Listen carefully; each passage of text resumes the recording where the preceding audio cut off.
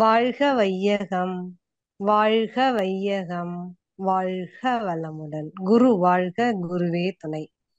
எல்லாம் வல்ல இறையருளையும் குருவருளையும் வணங்கியும் வாழ்த்தியும் இன்றைய நிகழ்வினை துவங்குகின்றோம்.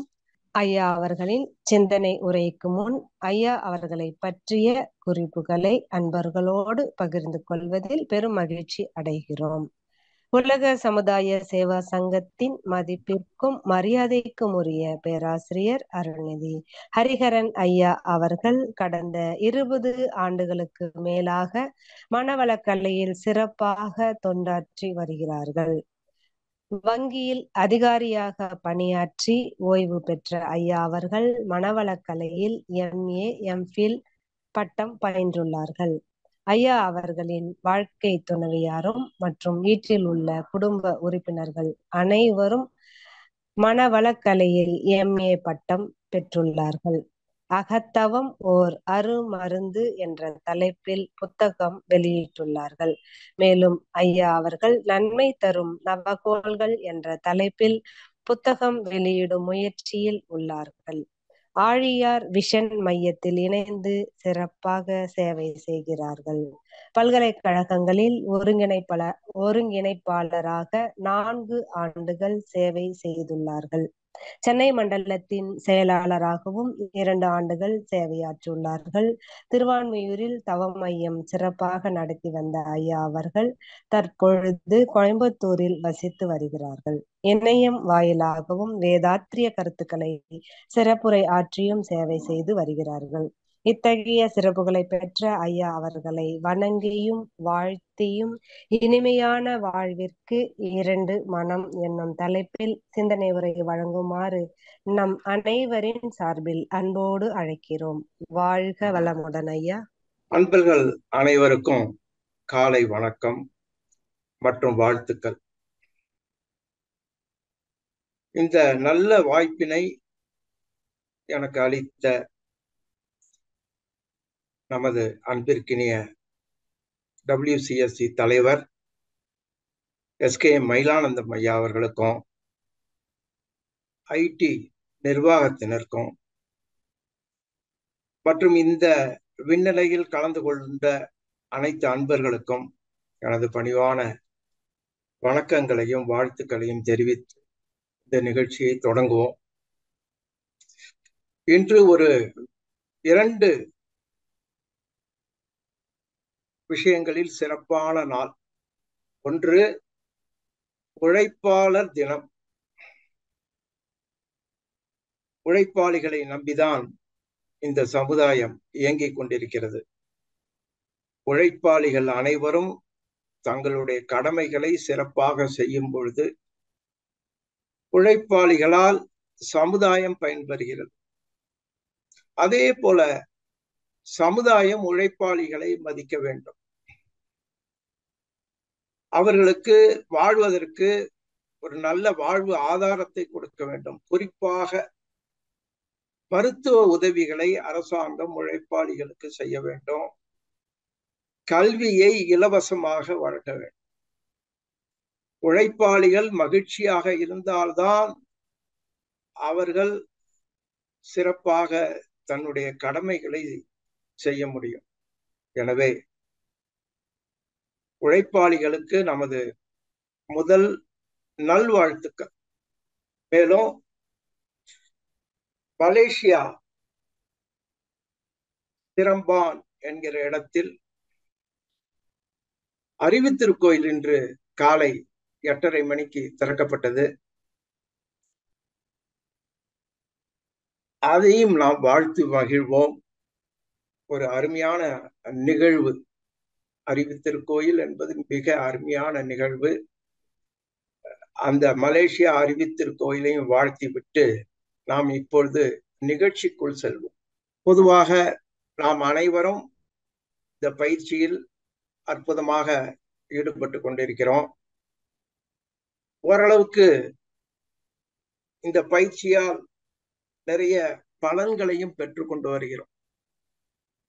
இருந்தாலும் இந்த பயிற்சியை பற்றி இன்னும் ஆழமாக நாம் தெரிந்து கொள்ளும் பொழுது இந்த பயிற்சியின் மனவளக்கலையின் பயிற்சியின் மகத்துவம் நமக்கு தெரிய தொடங்கும். அந்த வகையில் இன்று நாம் குடும்பத்தோடு சமுதாயத்தோடு இனிமை காப்பதற்கு 2 மனம் வேண்டும் என்கிற தலைப்பில் சிந்திக்க இருக்கிறோம். முதலாவதாக நாம் தவத்தில் சங்கல்பம் எடுத்துக்கொள்கிறோம். அந்த சங்கல்பத்தை முதலில் நமது வாழ்வின் நோக்கமாக எடுத்துக்கொள்ள வேண்டும். உடல் நலம், நீளாயுள், நிறை செல்வம், உயர் புகழ், மெய்ஞானம் ஓங்கி வாழ்வோம். இது வெறும் வார்த்தைகளாக இல்லாமல் இந்த ஒவ்வொரு வார்த்தைக்கும் நாம் மிகவும் மதிப்பு கொடுத்து அதை நோக்கியே நமது செயல்களை ஒழுங்குபடுத்தி பயிற்சிகளை செய்து இதை பெற வேண்டும். சங்கல்பத்தை நோக்கியே நமது அனைத்து பயிற்சிகளும் வடிவமைக்கப்பட்டுள்ளன. நீங்க நன்றாக பாருங்க. முதல்ல அகத்தவம். தவம் இல்லை என்றால் ஒன்றும் இல்லை. அதை வேதாந்தம் என்று கூறுவார்கள். தெரிந்து கொள்ளலாம், ஆனால் பயன் இருக்காது. தவம் ஒன்றுதான் நம் சங்கல்பத்தை முழுமையாக பெறுவதற்கு நேரடியான உதவியை செய்கிறது. அது எப்படி என்று பார்ப்போம். அதற்கு அடுத்தபடியாக இந்த தவம் செய்து ஆற்றலை பெற்று அந்த ஆற்றலை முழுமையாக தக்க வைப்பதற்கு, அந்த ஆற்றல் விரயமாகாமல் இருப்பதற்கு மற்ற பயிற்சிகள் நமக்கு உதவியாக அமையும். உடற்பயிற்சி, காய்கல்பம், மௌனம், அகத்தாய்வு, 5 அளவு முறை, 2 ஒழுக்க பண்பாடு, இவைகளெல்லாம் தவத்திற்கு அந்த ஆற்றலை பெற்ற பின் அது குறையாமல் பார்த்து கொள்வதற்கு உதவியாக அமையும். எனவே நாம் முதலில் கற்றுக்கொள்ள வேண்டியது தவம். தவத்தில் ஆழ்ந்து செல்ல செல்ல செல்லதான் அந்த மனமாற்றம் ஏற்படும். அந்த மனமாற்றத்திற்கு உதவுவது மீது எல்லா பயிற்சிகளும். சங்கல்பத்தில் உடல் நலம் என்கிறோம், நீளாயுள் என்கிறோம், நிறை செல்வம், உயர் புகழ், மெய்ஞானம். இதை நாம் நோக்கமாக வைத்துக் கொள்ளணும்.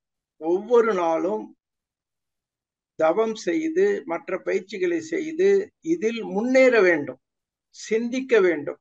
எந்த அளவுக்கு முன்னேறி இருக்கிறோம் என்பதை கண்டுபிடிக்க வேண்டும். மகரிஷி இந்த மனவளக்கலையை வடிவமைத்த போது உலக அமைதியை நோக்கி இது செல்ல வேண்டும் என்று, அதற்கு தனி மனித அமைதி, குடும்ப அமைதி, சமுதாய அமைதி அவசியம் வேண்டும். மேலும் ஒவ்வொரு மனிதனும் 5 கடமைகளை சிறப்பாக செய்ய வேண்டும். தன் கடமை, குடும்ப கடமை, சுற்றம், ஊர், உலகம் என்று. எனவே முதலில் நாம் ஒரு தீர்மானத்திற்கு வருவோம். இந்த சங்கல்பம்தான் என் உயிர், என் வாழ்வின் நோக்கம். இதை நோக்கியே என்னுடைய செயல்கள் அனைத்தும் நான் ஒழுங்குபடுத்திக் கொள்வேன் என்று ஒரு வைராக்கியத்தை, ஒரு சங்கல்பத்தை, ஒரு உறுதிமொழியை முதலில் நாம் எடுத்துக்கொள்ள வேண்டும். அடுத்ததாக நாம் பார்க்க போவது, இந்த சங்கல்பத்தில் உள்ளவைகள் எல்லாம் நமக்கு கிடைக்க வேண்டும் என்றால் அது எவ்வாறு கிடைக்கிறது? அதற்கு மகரிஷி என்ன அடிப்படையில் நமக்கு இந்த தவங்களை கொடுத்திருக்கிறார் என்று பார்க்க வேண்டும். மனவளக்கலையின் உச்சகட்ட தத்துவம் காந்த தத்துவம். இந்த காந்த தத்துவம் எப்பொழுது தோன்றியது? காந்தம் எப்பொழுது தோன்றியது? அதை விளக்கமாக நமது மகரிஷி அவர்கள் கூறுகிறார். எப்பொழுது சுத்த வெளி தண்ணீருக்க சூழ்ந்தெழுத்தும் ஆற்றலால் விண்ணாகியதோ, இறை துகளாகி விண்ணாகியதோ, விண் சுழலும் பொழுது அதில் உள்ள இறை துகள்கள் வெளியே வந்து காந்தமாக மாறுகிறது. அதே போல விண்ணின் கூட்டாகிய மற்ற 4 பூதங்களும் தனித்தனியே காந்த ஆற்றலை வெளிப்படுத்தி இந்த பிரபஞ்சத்தில் பலவிதமான இயக்கங்களாக பல கோடி தோற்றங்களாக இருந்து கொண்டு சூரியனாகி பூமியாகி பூமியில் வாழும் உயிரினங்களாகி கடைசியாக மனித மனமாகவும் இந்த காந்தம் வந்துள்ளது. இதை நாம் மறக்கவே கூடாது. காந்த தத்துவத்தை இவ்வளவு எளிமையாக கூறியவர் நமது மகரிஷியை தவிர வேறு யாரும் அல்ல. ஏனென்றால் இப்பொழுது விஞ்ஞானம் உச்சகட்டத்தில் இருக்கிறது. இதை நாம் விளங்கிக் கொள்வதும் மிக எளிது. பொதுவாக சமுதாயத்தில் பார்க்கிறோம், அறிஞர்கள் எதை குறிப்பிட்டாலும் திருவள்ளுவர், திருமூலர், தாய்மானார், வேதங்கள், இதிகாசங்கள், புராணங்கள், பைபிள், குரான் என்று கிட்டத்தட்ட ஒரு 10,000 வருடங்களாக வாழ்ந்த மகான்கள், அவர்கள் குறிப்பு, இவைகள் தான் பொதுவாக நமக்கு கிடைக்கிறது. நமது ஆசான் எப்படி சிந்தித்திருக்கிறார் என்று பாருங்கள். 65 லட்சம் வருடங்களுக்கு முன்பாக மனிதன், முதல் மனிதன் தன்மாற்றமடைந்து வந்தான் என்று ஆராய்ச்சி கூறுகிறது. அதற்கு முன் இந்த பூமி எவ்வளவோ கோடானு கோடி ஆண்டுகளாக இருந்திருக்கிறது. அதில் அனைத்து உயிரினங்களும் வாழ்ந்திருக்கிறது. அதற்கு முன் இந்த பூமி சூரியனிடமிருந்து வந்தது. இந்த சூரியனை போல கோடானு கோடி சூரியன்கள் இந்த பிரபஞ்சத்தில் இருக்கிறது. அப்ப பிரபஞ்சம் தோன்றியது எப்பொழுது என்று பார்த்தோம் என்றால், கணக்கிலேயே அடங்க முடியாத கோடானு கோடி ஆண்டுகளுக்கு முன்பு தோன்றி இருக்கக்கூடும். அதற்கு முன்பு இருந்தது பஞ்ச பௌதிகங்கள். அந்த இடத்தை ஆராய்ச்சி செய்கிறார் மகரிஷி. அப்ப பாத்துங்க, எவ்வளவு பெரிய விஞ்ஞானி மகரிஷி அவர்கள். நினைத்தே பார்க்க முடியாத அந்த சுத்தவெளி இறைத்துகளாகி விண்ணாகி பஞ்சபூதங்களாகி காந்தமாகும் அந்த இடத்தில் நம்மை கொண்டு செல்கிறார்.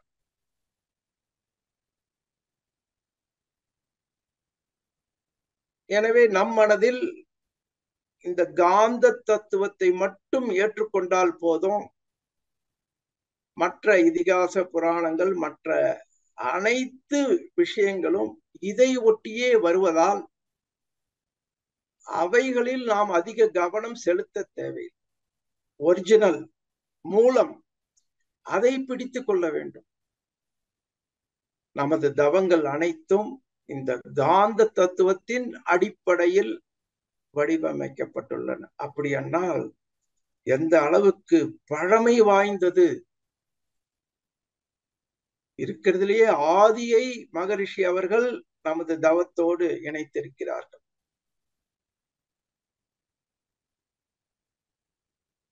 இந்த சுத்த வெளியே பிரபஞ்சமாகி சூரியனாகி நவகோள்களாகி முதலில் பஞ்ச பௌதிகங்களாகி மாற்றமடைந்து நம் மனமாக வந்துள்ளது. இப்போ வாழ்வின் நோக்கம் சங்கல்பம், அதை மறக்கவே கூடாது. உடல் நலம் வேண்டும் முதலில். அப்ப இந்த உடலுக்கு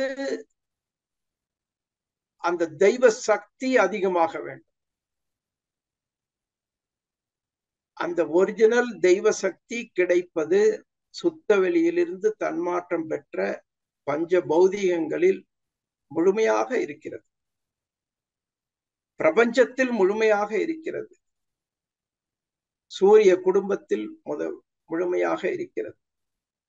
அந்த சக்திகள் எல்லாம் பூமியின் மேல் விழுந்து ஒவ்வொரு வினாடியும் பூமியில் உள்ள கோடிக்கணக்கான உயிரினங்களையும் தாவரத்தையும் மனிதனுக்கும் சக்தியை கொடுத்து கொண்டே இருக்கிறது. மனிதனை தவிர அனைத்து கோடானு கோடி உயிரினங்களும் அதை எந்த முயற்சியும் இல்லாமலேயே இயல்பாக பெற்று கொண்டிருக்கின்றன. ஏனென்றால் அவைகளுக்கு இருப்பது ஒரே மனம். Only one mind, that is God mind. அதனால் அவைகளுக்கு எந்த முயற்சியும் இல்லாமல் அந்த ஆற்றல் கிடைத்து கொண்டே இருக்கிறது. அவைகள் நல்ல ஆரோக்கியமாக வாழ்கின்றன, அமைதியாக வாழ்கின்றன, ஆயுள் வரையிலும் வாழ்கின்றன. இதை அப்படியே மனிதனுக்கு பொருத்தி பார்த்து மனித மனம் இந்த விஞ்ஞான வளர்ச்சியால் மனம் 6 தேவையற்ற குணங்களின் வசப்பட்டு 14லிருந்து 40 என்று பிரபஞ்சத்திற்கு சற்றும் ஒத்து வராத இயக்கத்தில் இயங்கிக் கொண்டிருக்கிறது. பிரபஞ்சம் என்றது எவ்வளவு பெரியது என்று நமக்கு தெரியும். கோடானு கோடி இயக்கங்களை உடையது, ஒழுங்குமுறையாக இயக்கிக் கொண்டிருப்பது.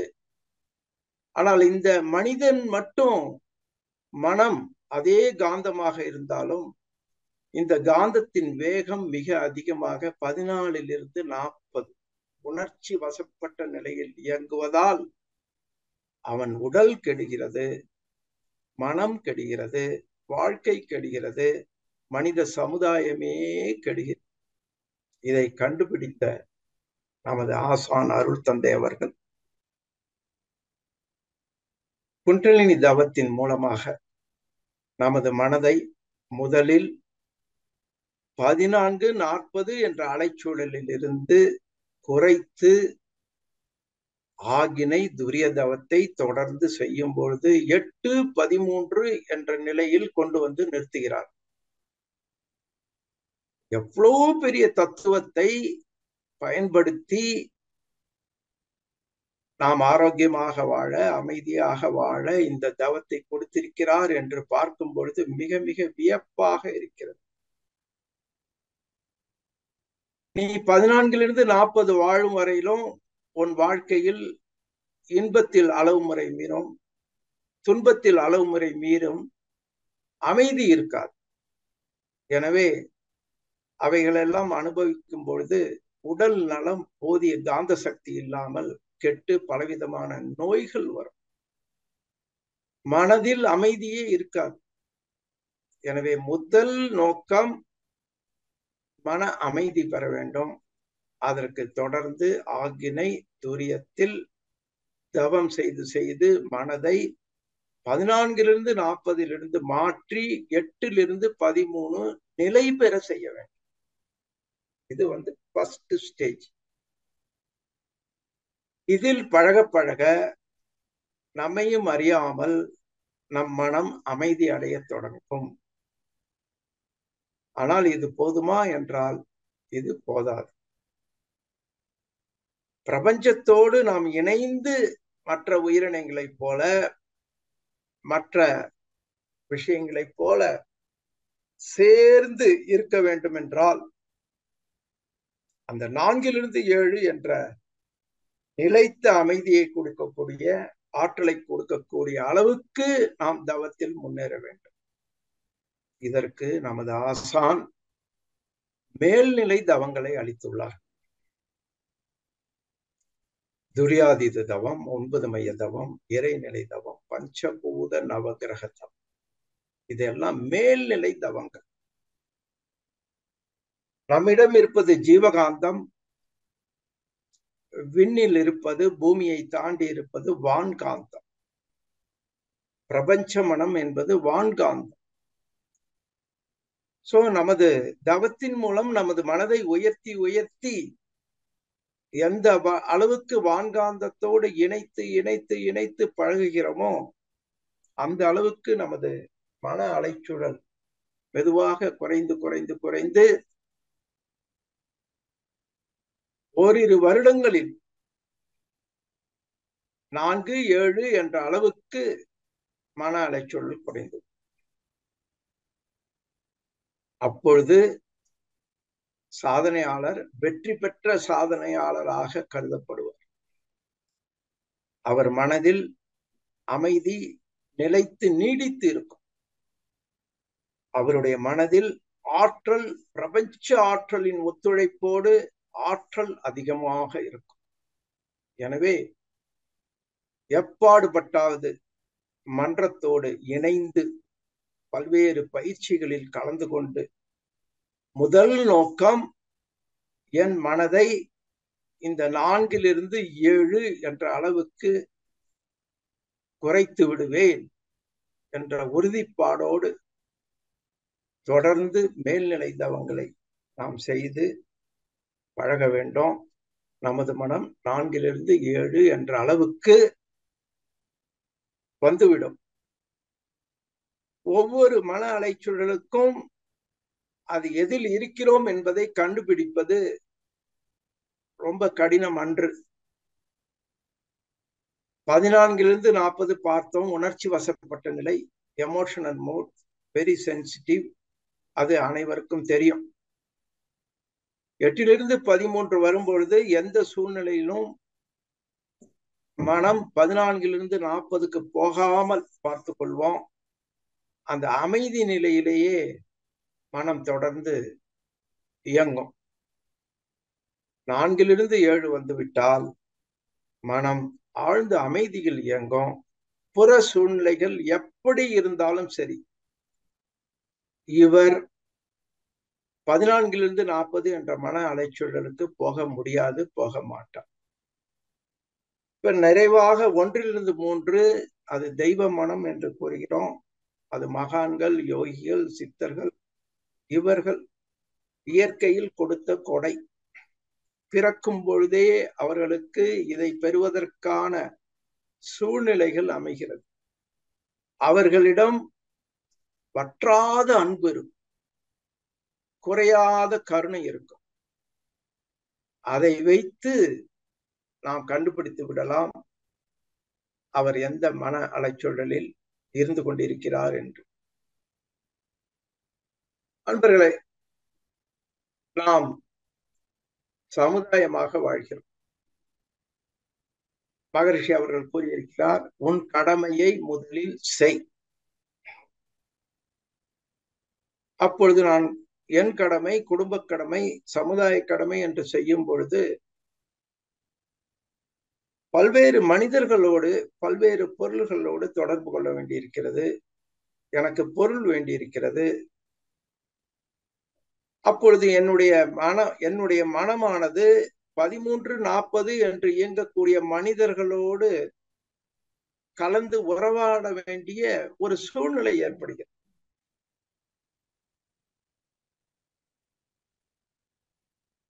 அப்பொழுதுதான் நாம் விழிப்புணர்வுடன் இருக்க வேண்டும்.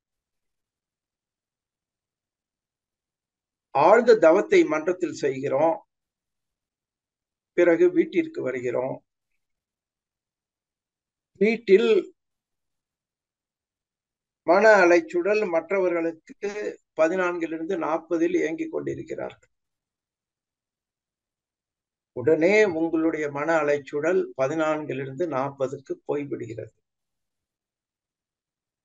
அப்பொழுது தவ செய்ததெல்லாம் மறந்து விடுகிறது. அந்த இடத்தில்தான் நாம் மிகவும் விழிப்புணர்வுடன் செயல்பட வேண்டும். ஏனென்றால் நம்முடைய மனம் எப்பொழுதும் 4 7 நிலையில் இருக்கும் பொழுதுதான் உடலில் உள்ள உள் இயக்கங்கள் சிறப்பாக இயங்கும். உடலில் 5 ஓட்டங்கள் நடைபெறுவது 4 7. சரியாக நடைபெற வேண்டும் என்றால் 4 7 தெய்வ சக்தி மனம். உடலில் உண்ணும் உணவு நன்றாக ஜீரணமாகி சத்தாக மாற வேண்டும் என்றால் 4 7 தெய்வ மனம் சிறப்பாக செயல்பட வேண்டும். உடலில் உள்ள கழிவுப் பொருள்கள் எல்லாம் வெளியேற வேண்டும் என்றால் முறையாக 4 to 7 மன அலைச்சூழல் அது இயல்பாக நடைபெறும். அந்த தெய்வ மனதை யார் பொருட்டும் எதன் பொருட்டும்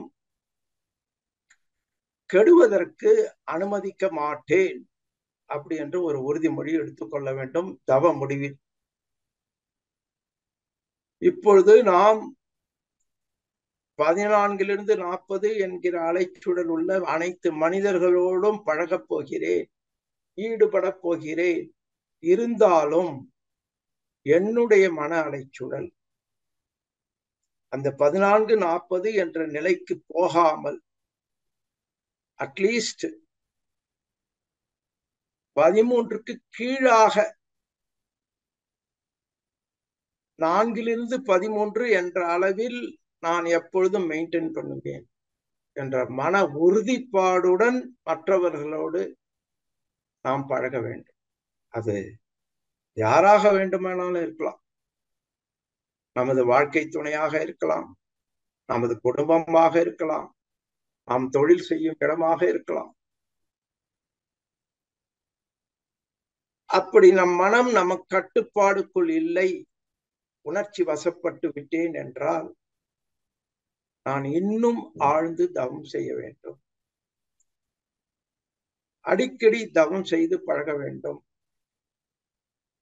மன்றத்தில் உள்ள நல்ல காந்த ஆற்றலை ஏற்றுக்கொள்ள வேண்டும் என்று நமக்கு நாமே தெரிந்து கொண்டு பயிற்சிகளில் தொடர்ந்து ஈடுபட்டு அந்த 4 to 7 என்ற அலைச்சூழலில் செட்டில் ஆகும். மகரிஷி அவர்கள் கூறுவார், உன்னுடைய மன அலைச்சூழலை பரிசோதனை செய்வதற்கு உன்னுடைய குடும்பமே முதல் பரிசோதனை கூடம் என்பார்கள். எல்லா அன்பர்களும் கூறுவார்கள், மகரிஷி தவம் செய்யும் பொழுது ரொம்ப அமைதியாக இருக்கிறது, ஆனால் வீட்டிற்கு சென்ற பிறகு என்னை அமைதியாக இருக்க விடமாட்டேன் என்கிறார்கள். மற்றவர்கள், குடும்பத்தினர்கள், சமுதாயத்தினர். மகரிஷி சிரித்துக் கொண்டே, அவர்களை குறை சொல்லாதே, நீ இன்னும் ஆழமாக அந்த மன அலைச்சூழலில் நிற்க வேண்டும். அதற்கு மேலும் மேலும் பயிற்சியை தவிர வேறு வழி கிடையாது. மற்றவர்களை திருத்தியோ மாற்றியோ அல்லது நாம் நினைத்தபடி நடந்து கொள்ள செய்தோ அமைதியை பெறுவோம் என்றால் அது நடக்கவே நடக்காது.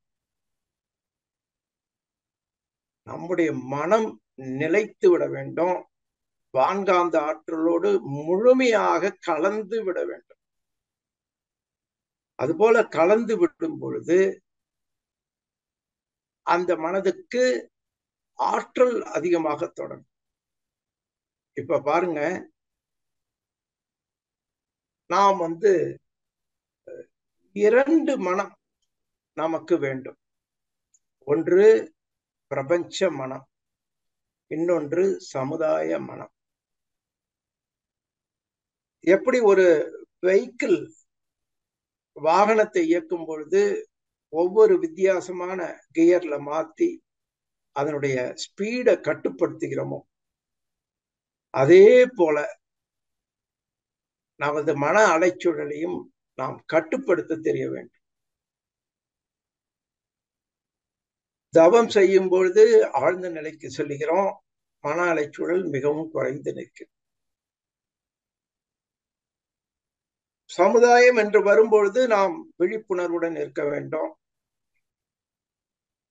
அந்த இடத்தில் நிச்சயம் எனக்கு மன அலைச்சூழலை தூண்டக்கூடிய நிகழ்வுகள் நடக்கும் என்று எதிர்பார்த்து, அதுபோல நடக்கும் பொழுது அங்கு மனம் உணர்ச்சி வசப்படாமல் அந்த தெய்வ நிலையிலேயே ஞாபகம் வைத்துக் கொண்டு இந்த சமுதாய விஷயங்களில் நாம் ஈடுபட வேண்டும். ஒரு சிலர் சொல்லுவார்கள், ஒரு தொழிலில் நீ செய்யும் பொழுது, அலுவலகத்தில் இருக்கும் பொழுது, அலுவலக வேலைகள் சம்பந்தப்பட்ட நினைவுகளையே ஈடுபட்டு அதை சிறப்பாக செய்ய வேண்டும். அலுவலகம் முடிந்து வீட்டுக்குள் வரும்பொழுது இந்த செருப்பை கயற்றி வைக்கும் பொழுது அலுவலகத்த நினைவுகளையும் கயற்றி வைத்துவிட்டு வீட்டிற்குள் நுழைய வேண்டும். இது போல தனித்தனியாக இரண்டையும் டீல் பண்ணும்போது ஒரு வெற்றியாக அமையும். அப்படி இல்லாமல் வீட்டில் தொழிலையும் அலுவலகத்தையும் நினைத்து கொண்டிருக்கும் பொழுது வீட்டில் உள்ள குடும்பத்தினருடன் இனிமையாக பழக முடியாது. அதே போல தொழிலில், அலுவலகத்தில் வீட்டை பற்றியே நினைத்து கொண்டால் அங்கு நம் கடமைகளை சிறப்பாக செய்ய முடியாது. எனவே நமது மனதை இரண்டாக பிரித்துக் கொள்ள வேண்டும். இப்பொழுது தவம் மட்டும் நன்றாக கற்றுக்கொண்டு ஒரு காட்டில் வாழ்ந்தோம் என்றால், மற்ற மனிதர்களே இல்லை, கடமைகளே இல்லை, அப்படி என்றால் நமக்கு பிரச்சனையே இல்லை. மனம் ஒரே மனமாக, தெய்வ மனமாக இயங்கும். அந்த உடலில் நோயே இருக்காது. ஆனால் அப்படி வாழ முடியாது. ஏனென்றால் நாம் சமுதாயமாக வாழ்கிறோம், கடமைகள் இருக்கிறது. அதைதான் மகரிஷி சிறப்பாக செய்ய சொல்லுகிறார். எனவே சமுதாயம் என்று வரும்பொழுது நாம் அந்த மன அலைச்சூழலிலிருந்து அதிகம் விலகாதவாறு விழிப்புணர்வுடன் செயல்பட வேண்டும்.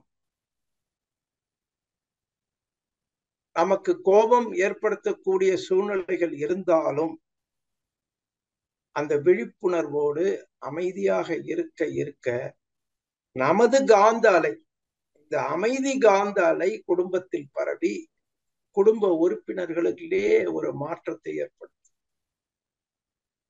அப்ப எவ்வளவு ஒரு அற்புதமான தவத்தை நமது மகரிஷி அவர்கள் அளித்திருக்கிறார் என்று பார்க்கும் பொழுது மிக மிக வியப்பாக இருக்கிறது. ஒவ்வொரு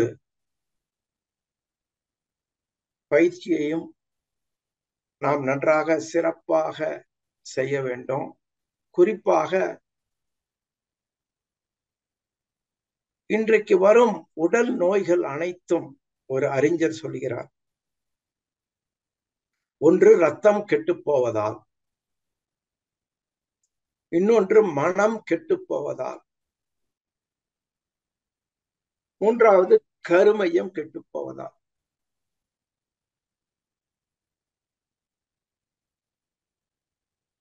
இந்த பிளட் பிரஷர், சுகர் கிட்டத்தட்ட இது இல்லாத மனிதர்கள் குறைவு என்ற நிலைக்கு இப்பொழுது நாம் தள்ளப்பட்டிருக்கிறோம். சமுதாயம் பெரும்பாலும் இந்த பொருளை மையமாக வைத்து வாழ்வதால் மருத்துவமனைகள், மருந்துகள் என்று பெரும்பாலும் மனிதர்களை பயமுறுத்தி, அச்சுறுத்தி, நோயாளியாக்கி அவர்களை மருந்து மாத்திரைகளை சாப்பிடுமாறு கட்டாயப்படுத்தி அதிலிருந்து பயனை பெறும் உலகமாக இது இருக்கிறது. எனவே மனவளக்கலையை முறையாக பயின்று வரும் நாம் அனைவரும் நிச்சயமாக மன அலைச்சூழல் குறையும் பொழுது நல்ல உடல் நலம் இயல்பாக இருக்கும். அடிக்கடி போய் டெஸ்ட் செய்து கொள்வது, எந்த விதமான ஒரு இண்டிகேஷனும் இல்லாத போது, நோய் இல்லாத போது, வலி இல்லாத போது, வயதான காரணத்தினால் ஒரு மாஸ்டர் செக்கப் எடுத்துக் கொள்கிறேன் என்று போவதெல்லாம் ரொம்ப சிந்திக்க வேண்டும். ஏனென்றால் அனைத்து அந்த மாஸ்டர் செக்கப் என்று சொல்லக்கூடியதெல்லாம் நம்மள ட்ராப் பண்றதுக்கு, உள்ள இழுக்கிறதுக்கு, உள்ள இழுத்து பலவிதமான டெஸ்டுகளை எடுத்து இதில் அப்படி இருக்கிறது, அது அப்படி இருக்கிறது என்று அதுவரையிலும் நிம்மதியாக இருந்தவரை நோயாளியாக்கி நிலைகுலைய வச்சு அதற்கு மருந்து மாத்திரைகள் அப்புறம் இன்ஜெக்ஷன் என்று அதே நினைவாக அவர் இருக்கும்படி செய்து சாதாரணமாக உணவு சாப்பிட்டுக் கொண்டிருந்தவரை இதை சாப்பிடாதே அதை சாப்பிடாதே என்று பயமுறுத்தி அதில் உணவில் கட்டுப்பாடு கொண்டு வந்து இந்த வாழ்க்கையே ஒரு நிம்மதி இல்லாத வாழ்க்கையாக மாற்றுவதாக அமைகிறது. டாக்டர் ஹெக்டே என்கிறவர் யூடியூபில் ரொம்ப அற்புதமாக இந்த பிபி சுகர் இதை பற்றி விவரிக்கிறார். மனவளக்கலை பயிற்சியை முறையாக செய்து வருவதானால் நமக்கு இந்த குறைபாடுகள் இருந்தாலும் நீங்கிவிடும். அதே போல ஹீலர் பாஸ்கர் அவர்கள் அந்த உடலின் தெய்வத்தன்மையை குறிப்பிட்டு உள்ளே இருக்கும் நோய்களை அதுவே சரி செய்துவிடும். தவிர்க்க முடியாத ஆக்சிடென்ட், டெலிவரி போன்ற முக்கியமான விஷயங்களுக்கு மருத்துவமனைகள் நிச்சயமாக உதவும். மற்றபடி பிபி சுகர் என்பதை லைஃப் ஸ்டைலை மாற்றிக்கொண்டு தொடர்ந்து பயிற்சிகளை செய்து நாம் நிச்சயமாக அதிலிருந்து எளிதாக விடுபட முடியும். மனவளக்கலையை பயின்று வரும் அன்பர்கள் இந்த பிளட் பிரஷர் என்று சொல்லக்கூடிய அந்த அதிக இரத்த அழுத்தத்தை உடலில் உள்ளே விடக்கூடாது. அதுதான் மற்ற நோய்களுக்கு அழைப்பு விடுக்கக்கூடிய முதல் நோய். அதை தவத்தின் மூலமாகவும் சாந்தி தவத்தின் மூலமாகவும் மிக எளிதாக மாற்றி அமைத்துக் கொள்ளும். மருந்து மாத்திரைகள் அவர்கள் ரிசர்ச் பண்ணி சொல்லுகிறார்கள் ஹீலர் பாஸ்கர், அது எப்படி தற்காலிகமாக வேலை செய்து நம்மை அடிமையாக்குகிறது என்று. எனவே நாம் மிக உயர்ந்த அற்புதமான ஒரு மனவளக்கலை நம் கையில் இருக்கிறது. அதை புரிந்து கொண்டு பயிற்சிகளை செய்து தைரியமாக நோயை பற்றி பயப்படாமல் இறைவன் கொடுத்த உயிர் இறைவனால் எடுத்துக் கொள்ளப்படட்டும், என்னால் முடிந்த அளவுக்கு விழிப்புணர்வுடன் வாழ்வேன் என்ற உணவு முறை. திருவள்ளுவர் திருக்குறளில் உணவே மருந்து, அந்த காலத்துல ஏது இவ்வளவு டெஸ்ட், ஏது இவ்வளவு டேப்லெட், ஏது இவ்வளவு ஆராய்ச்சி. அப்ப உணவை வைத்துக் கொண்டே மாற்றி அமைக்க முடியும் என்று அந்த 10 குறளையும் மனப்பாடமாக அந்த கருத்துக்களை நாம் ஏற்றுக்கொள்ள வேண்டும். இந்த நோயை விட கொடுமையானது மருந்து மாத்திரைகளை விடாமல் உட்கொள்வது. அதுவும் தவம் செய்கிறவர்களுக்கு அது ஏற்புடையதாக அமையவே அமையாது. நம்மை சுற்றிலும் சமுதாயத்தில் இந்த மருத்துவத்துறையில் ஒரு பெரிய திட்டமிட்ட சதி நடந்து கொண்டிருக்கிறது. அவர் சொல்லுகிறார், மருத்துவ கல்வி பாடத்திட்டமே சரியில்லை என்று. அப்புறம் எப்படி நல்ல மருத்துவர்கள் வருவார்கள்? சிறந்த மருத்துவமான ஹோமியோபதி, சித்த மருத்துவம், ஆயுர்வேதத்திற்கு வளர்ச்சி இல்லை. எனவே அந்த சுகர் அளவை கண்டுபிடிக்கக்கூடிய அந்த சாதாரண மிஷின் கூட உள்ளே திருத்தி அவர்களுக்கு ஏற்றவாறு அமைக்கப்பட்டிருக்கிறதா. அவர் சொல்லுகிறார், கொக்கோ கோலா முழுக்க சர்க்கரையால் செய்யப்பட்டுள்ளது. ஆனால் அதை அருந்திவிட்டு அந்த மிஷின்ல சுகர் பார்த்தா ஏறவே ஏறாது. அப்ப இப்ப திட்டமிட்டு நம்மை நோயாளியாக்கி இப்படியெல்லாம் இருக்கிறது. எனவே நல்ல சத்துள்ள உணவுகளை தைரியமாக உண்போம். சர்க்கரை நோய் என்பது அவர்கள் கூறுகிறார்கள் நோயே அல்ல. காலையில் எழுந்ததிலிருந்து மறுபடியும் காலையில் எழுந்து கொள்ளும் வரையிலும் உடலில் சர்க்கரையோட விகிதம் இயற்கையாகவே மாறி மாறி இருக்கும். சில சமயம் 60 என்று காமிக்கும், சில சமயம் 200 என்று காமிக்கும், சில சமயம் 300 400 கூட காமிக்கும். 300 400 அளவு இருக்கும் பொழுது எடுத்துவிட்டு எனக்கு சர்க்கரை நோய் வந்து விட்டது, இதனால் ஹார்ட் அட்டாக் வந்துவிடும், நான் இறந்து போய்விடுவேன் என்று மருத்துவர்களை நம்பி மருந்துகளை தொடர்ந்து எடுத்துக் கொள்வது எந்த அளவுக்கு சரி என்பதை நாம் சிந்திப்போம். மருந்துகளுக்கு அடிமையாகாத ஒரு வாழ்க்கையை வாழ்வோம். மகரிஷியின் மனவளக்கலையை தொடர்ந்து செய்து செய்து செய்து மன அலைச்சூழலை குறைத்து அதன் மூலம் வான்காந்த ஆற்றலை முழுமையாக பெற்று உடலில் உள்ள ஒவ்வொரு செல்லுக்கும் அளித்து அந்த செல்கள் இயல்பாக இயங்கட்டும். அதிலும் எனக்கு மிகவும் பிடித்த தவம் மேல்நிலை தவம் பஞ்சபூத நவகிரக தவம். அதில் நமக்கு வேண்டிய அனைத்து நன்மைகளும் அதில் கிட்டுகின்றன. அதில் மகரிஷி அவர்கள் காட்டிய உண்மையான தெய்வ சக்தியின் பால் நம் மனம் வைக்கப்படுகிறது. அந்த உண்மையான தெய்வ சக்தி முழுமையாக உறிஞ்சப்படுகிறது. அதனால் பலன் மிக விரைவாக நமக்கு கிட்டும். அந்த வகையில் தொடர்ந்து பயிற்சிகளை மேற்கொள்வோம், தைரியமாக இருப்போம். நோய்கள் அதிகமாகும் பொழுது, பலி அதிகமாகும் பொழுது தற்காலிகமாக அவைகளிலிருந்து மீள்வதற்கு முதலில் ஓய்வு எடுத்துக் கொள்வோம். பிறகு உணவு முறைகளை மாற்றி முயற்சிப்போம். அதற்கும் முடியவில்லை என்றால் நிச்சயமாக மருத்துவர்களின் உதவியை நாடி அதிலிருந்து வெளிவந்துவிட்டு பிறகு அதற்கான காரணங்களை கண்டுபிடித்து அவைகளை மீண்டும் செய்யாதவாறு மன உறுதியோடு இருந்து ஒரு நிறைவான ஒரு ஆரோக்கியமாக வாழ்வோம் என்று கூறி, விஞ்ஞானம் எவ்வளவு வளர்ச்சி அடைந்தாலும் ஒரு மெழுகுவர்த்தி போலதான். ஆனால் நாம் பயிற்சி செய்யும் இந்த மெய்ஞானமும் சூரிய ஒளி போன்றது.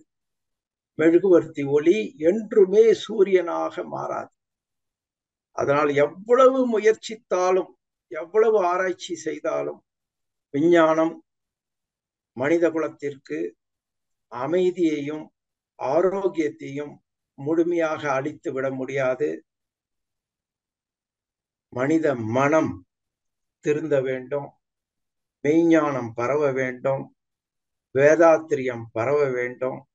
அதற்கு நாம் அனைவரும் சேர்ந்து முயற்சிப்போம் என்று கூறி, இந்த ஜோதிட சாஸ்திரத்தை பஞ்சபூத நவகிரக தவத்தோடு இணைத்து நான் நிறைய வீடியோக்கள் நவகிரக பவர் யூடியூப் சேனல் அதில் போட்டிருக்கிறேன்.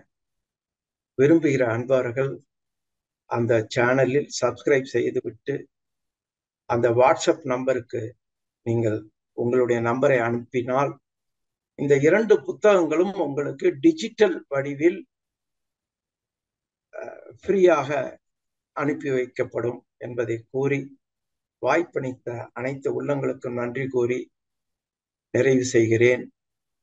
வாழ்க வளமுடன், வாழ்க வளமுடன், வாழ்க வளமுடன். தற்பொழுது ஐயா அவர்கள் நம்முடைய கேள்விகளுக்கு சிறப்பாக பதிலளிக்க இருக்கின்றார்கள்.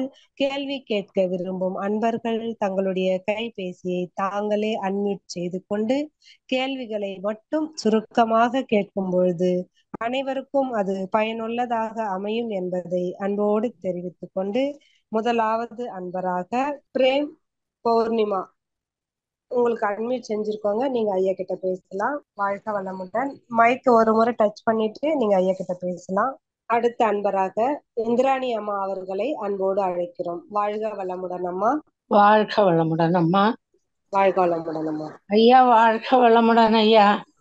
வாழ்க வளமுடன். மிக நீண்ட நாளைக்கு அப்புறம் இரண்டாவது முறையா உங்க பேச்ச கேட்கிறேன் ஐயா. அர்த்தமுள்ள ஒரு பயனுள்ள பேச்சுங்க ஐயா. ரொம்ப சிறப்பா அமைந்திருந்தது. இந்த உயர்நிலை தவம் செய்தால்தான் மனநிலை அலைச்சூழல் வேகம் குறையும் அப்படிங்கிறீங்க, அப்படிதானே ஐயா? ஆமா ஆமாமா ஆமா. ஆமா. உயர்நிலை தவம் செய்யறதுக்கான அலைச்சூழல் வேகத்தை குறைச்சுக்கிட்டா அதுக்கு போக முடியாது. வேற எப்படியும் மன அலைச்சூழல் குறையாது. மௌனத்துல குறையுங்களா ஐயா? மௌனத்துல நமது செயற்கையான எண்ணங்களிலிருந்து விடுபடுவோம். எண்ணத்தை ஆராய்ச்சி செய்து தேவையற்ற எண்ணங்களிலிருந்து விடுபடுவோம். அந்த உயர்நிலை தவம் சிறப்பாக நமக்கு சக்தியை தருவதற்கு அது உதவி செய்யும். அவ்வளவுதான். மனதை கிளீன் பண்ணி ரெடியா வைக்கிறோம், தவம் செய்து அந்த ஆற்றலை கொண்டு வருவதற்காக. அதற்குதான் மௌனம் உதவி செய்யும். நல்லது ஐயா. 2 மனம் சொன்னீங்க. ஒண்ணு தெய்வீக மனம், இன்னொன்னு இங்க இந்த இது கட்டாய் நெட்டு கட்டாய் போனதுனால தெரியல ஐயா. தெய்வ மனம் தான் நம்மளை பிறக்க வச்சது, வாழ வைத்துக் கொண்டிருக்கிறது. நமது உடலில் உள்ள நாம் செய்ய முடியாத செயல்கள் அனைத்தையும் செய்வது தெய்வ மனம். அதற்கு ஃபுல் ஸ்பேஸ் கொடுத்துடணும். நம்ம அது முழுமையாக இயங்குவதற்கு நமது செயற்கையான பாசம், பந்தம், பணம், பொருள், புகழ், செல்வாக்கு, இந்த மனம் அதிகமாகி தெய்வ மனம் இயங்குவதை தடைப்படுத்தும் பொழுது உடலின் நோய். அவ்வளவுதான். அதனால மற்ற விஷயங்களை லோடு அதிகம் ஏத்தி கொள்ளாம, கவலையை அதிகமாக படாம, பயம் அதிகமாக படாம, நாம அனைத்திலும் அளவு முறை காக்கும் பொழுது செயற்கை மனதுல, சமுதாய மனதுல இந்த தெய்வ மனம் நன்றாக இயங்க தொடங்கும். அப்ப இருக்கிற நோய்கள் எல்லாம் விலகி போய்விடும் தானாக. ஐயா, சாமிஜி சொல்லுவாங்க, மழை பெஞ்சு ஒரு வழி தடத்தை ஏற்படுத்திடுச்சுன்னா அது வழியாதான் மீண்டும் மீண்டும் மழை பெஞ்சாலும் தண்ணி போகும்னு சொல்லுவாங்க அடிக்கடி. அது மாதிரி இந்த மனம் சாதாரண வாழ்க்கையில பயம், அதிகமான துக்கம், அதிகமான கோபம், இந்த மாதிரி தடுமாற்றங்கள்லயே சிக்கி தவிச்சு இப்போ வேதாத்திரியத்துக்கு வந்திருக்கு. இதுல இருந்து எப்படி மீண்டு அதை மடைமாற்றம் செய்வதுங்கிறத ஒரு பெரிய கனமான காரியம்.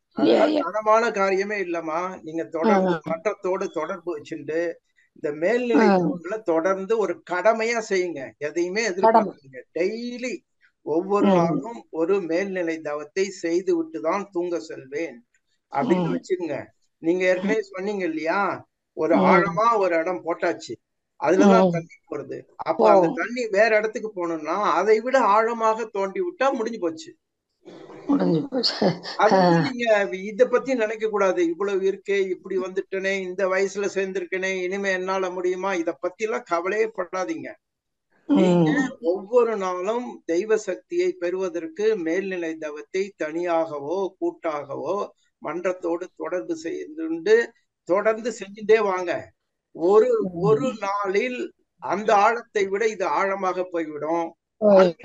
உங்களுக்கு அமைதி, ஆரோக்கியம் இயல்பாக திரும்பி வந்துவிடும். அதனால வயதை பத்தி எல்லாம் கவலையே படாதீங்க. இதுதான் சொல்யூஷன். வேற சொல்யூஷன் கிடையாது நமக்கு. கிடையாது. இதுல ஆழ்ந்து ஒன்றி நிற்கணும்னு சொன்னா சில விஷயங்களை தவிர்த்து நீங்க சொல்ற மாதிரியான இதை ஃபாலோ பண்ணாதான் முடியும். தவத்தில் உட்கார்ந்த பிறகு உடனே நமக்கு தெய்வ மனம் ஞாபகம் தான் இருக்கணும், வரணும். இந்த என்னுடைய பெயரை கூட நம்ம ஞாபகம் வச்சுக்க கூடாது. அந்த எண்ணத்துல நம்ம டெவலப் பண்ணக்கூடாது. குடும்பம், என்னுடைய பெயர், என்னுடைய தொழில், சமுதாயம், இவைகளெல்லாம் புறந்தள்ளி வச்சுட்டு பிரபஞ்சம், நவகிரகங்கள், பஞ்ச பௌதிகங்கள், இயற்கை காட்சிகள், இதை மட்டுமே ஞாபகம் வைத்துக் கொண்டு தவம் செய்யணும். அதுதான் நம்ம மூச்சு காத்த வச்சு நம்ம அதுக்குதான் நாடி சுத்தி எல்லாம் செய்யறோம். தவத்துக்கு முன்னாடி இயல்பாக இந்த தெய்வ மனத்தை ஒட்டி நம் மனம் வர வேண்டும். மேல்நிலை தவத்துல நல்லா கான்சென்ட்ரேட் பண்றதுக்கு என்னென்ன முயற்சி எடுக்கலாம் ஐயா? ஒரு முயற்சியும் தேவையில்லைமா, தொடர்ந்து அதுலயே நில்லுங்க. அதையே நினைச்சுங்க, மனதுக்குள்ள கூறிக்கொள்ளுங்க, மனதுக்குள்ள சொல்லிட்டே இருங்க. நான் பிரபஞ்ச தவம் செய்து கொண்டிருக்கிறேன், பிரபஞ்ச நினைவோடு இருக்கிறேன், பிரபஞ்ச நினைவோடு இருக்கிறேன் அப்படின்னு ஆரம்ப காலகட்டத்துல சொல்லிட்டே இருங்க. அது மனம் வந்து வேற எதை பத்தியும் அதிகமா திங்க் பண்ணாது. அப்ப சூரியனாக மாறுங்க, சூரியனோட தவம் செய்ய, சூரியனை ஒரு கடவுளாக பாருங்க, ஒரு புனிதமா பாருங்க, அந்த ஆற்றலோடு மெர்ஜ் பண்ணுங்க. இது வந்து நாம ஏற்கனவே எந்த வயதுல இங்க வந்திருக்கோம், எவ்வளவு மன அழுத்தங்கள் நமக்கு தோன்றி இருக்கின்றன இந்த பயிற்சிக்கு முன்னாடி, அதெல்லாம் குறுக்கதான் நிச்சயமாக வரும். ஆனாலும் அதை மீறி இதை பிடித்து விட்டால் என் வாழ்க்கை நன்றாக இருக்கும், மதிப்பாக வாழ்வேன், நோயற்று நோய்கள் குறைந்து வாழ்வேன் என்கிற ஒரு பெரிய பெனிஃபிட் நமக்கு கிடைக்குது. அதனால தவத்துல மற்ற எண்ணங்கள் வந்தாலும் அதன் பின் செல்லாமல் முடிஞ்ச வரையிலும் மறுபடியும் மறுபடியும் அதையே நினைச்சிட்டு அதுக்கு மன்றத்துல சென்று கூட்டு தவம் செய்தால் நல்லது.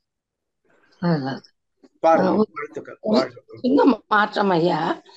இதுக்கு முன்னாடி ஆரம்ப நாட்கள்ல, அதாவது நான் சொல்றது கடந்த 25 ஆண்டுகளுக்கு முன்னால எப்படி தவம் செஞ்சனோ, எப்படி பர்ஃபெக்டா இருந்ததோ அந்த இதை இப்ப கொண்டு வர முடியலையா. இப்ப எனக்கு வயது 80 ஆகுது. என்னால அந்த அளவுக்கு ஃபோர்ஸா செய்ய முடியல. ரிலாக்ஸ்டா செய்யுங்க, மகிழ்ச்சியா செய்யுங்க. எதை ஆழ்ந்து அடிக்கடி சந்தோஷமா நினைக்கிறோமோ அதுவாக நம் மனம் மாறும். அதனால தனியாக இருக்கும் பொழுது தேவையற்ற விஷயங்களை என்கரேஜ் பண்ணவே பண்ணாதீங்க. ஒரு மலரை பாருங்க, ஒரு இயற்கை காட்சிகளை பாருங்க, மனதை பாசிட்டிவா அதுல கொண்டு போங்க. அதுவே போதும், அதுவே ஒரு தவம் தான். உங்க வயதுக்கு ரொம்பவும் கஷ்டப்பட்டு எதுவும் பண்ண வேண்டாம், இயல்பா இருங்க, ரிலாக்ஸ்டா இருங்க. வாழ்த்துக்கள். நன்றி ஐயா, வாழ்க வளமுடன் ஐயா. நன்றி, மிக்க நன்றி, வாழ்த்துக்கள் ஐயா. மேலும் மேலும் உங்கள் தொண்டு தொடர இறையர்களும் குருவர்களும் உங்களுக்கு எப்பொழுதும் துணையாக இருக்கட்டும் ஐயா. நன்றி. வாழ்க வளமுடன் அம்மா. அடுத்த அம்மா வாழ்க வளமுடன் அம்மா. வாழ்க வளமுடன் ஐயா. வாழ்க வளமுடன் ஐயா. வாழ்க வளம் ஐயா. உங்கள்கிட்ட நவகிரகங்களின் நட்பும் நம் வாழ்வின் உயருங்கிற புக்கு நான் கொரியர் மூலமா வாங்கியிருக்கேன். அதை படிச்சுட்டு தான் இருங்க. இன்னைக்கு நீங்க பேசின தலைப்புக்கும் அந்த புக்ல இருந்த ஒரு வரிக்கும் ஒரு சம்பந்தமா நான் இதை எப்பாவது உங்கள்கிட்ட கேட்கலான்னு நினைச்சேன்.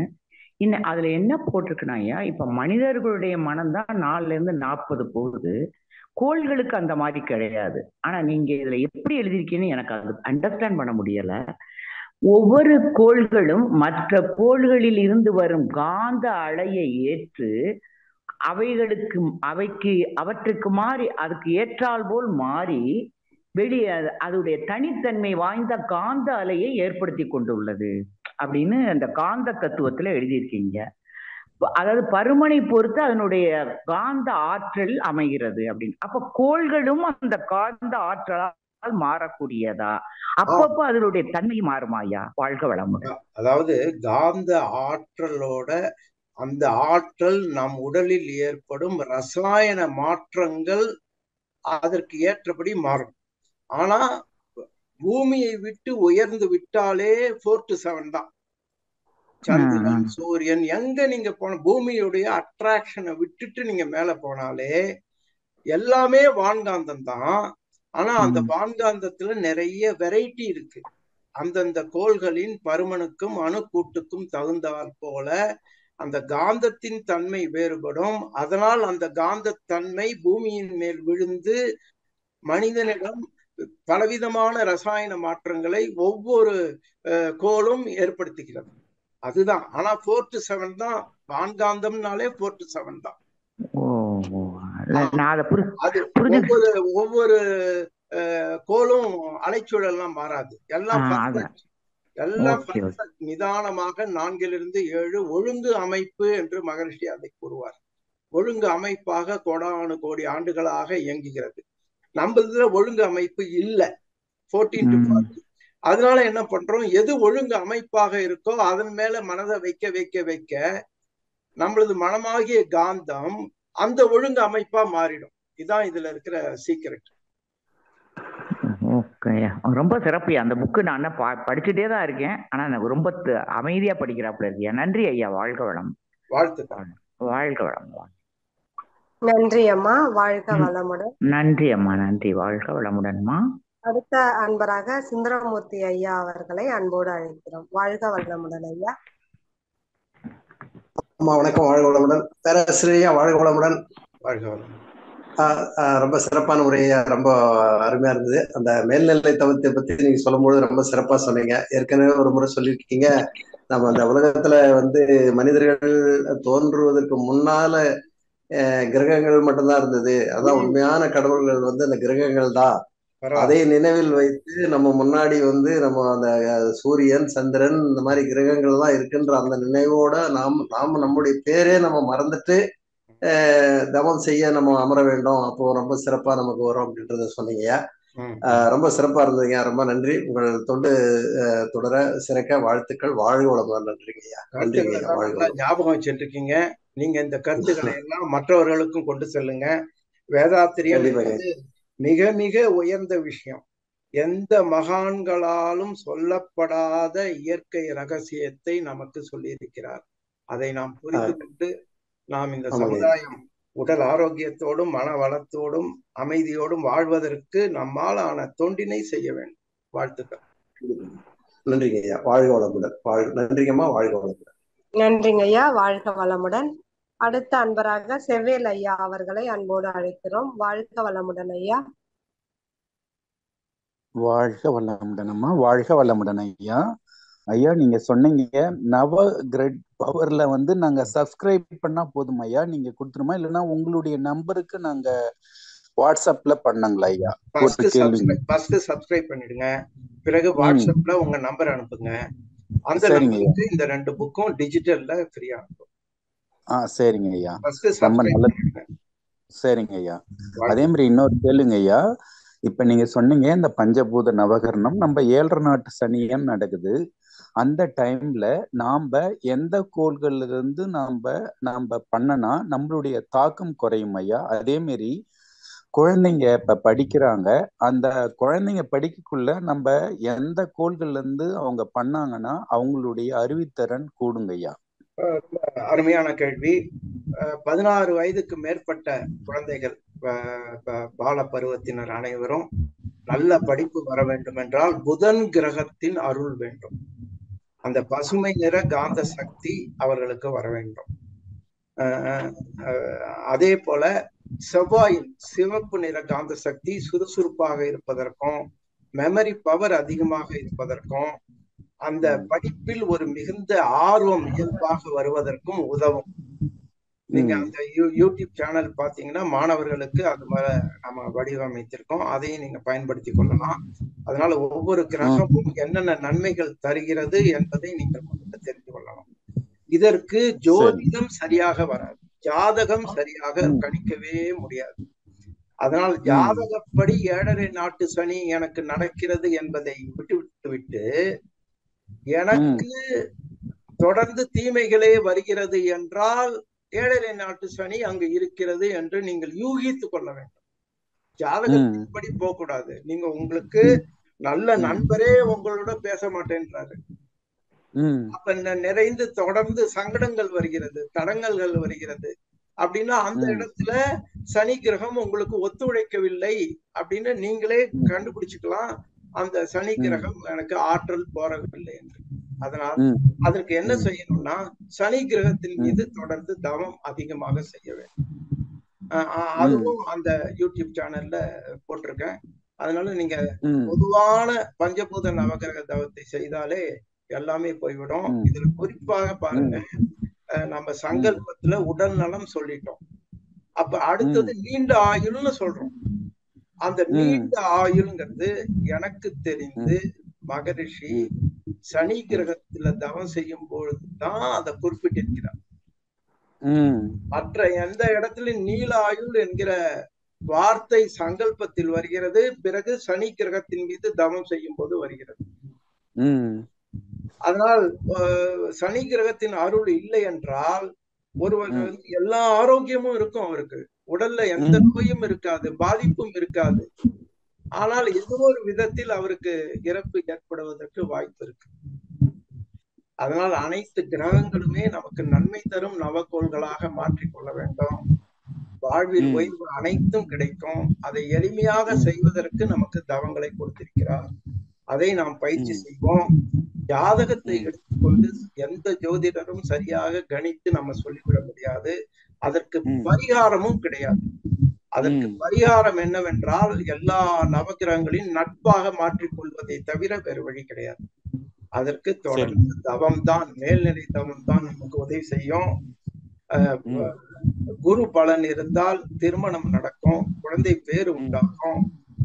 சனி கிரகம் இருந்தால் நரம்பு சம்பந்தப்பட்ட நோய்கள் வராது, நீண்ட ஆயுள் இயல்பாக கிட்டும்.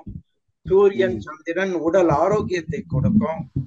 இப்படி ஒவ்வொரு கிரகமும் ஒவ்வொரு விதமான காந்தத்தை நமக்கு அளித்து ரசாயன மாற்றத்தை ஏற்படுத்தி நமது எண்ணத்தில் மாற்றத்தை ஏற்படுத்தி அது செயல்களாக மாறி நமக்கு நன்மையை அளிக்கும். வாழ்த்துக்கள்.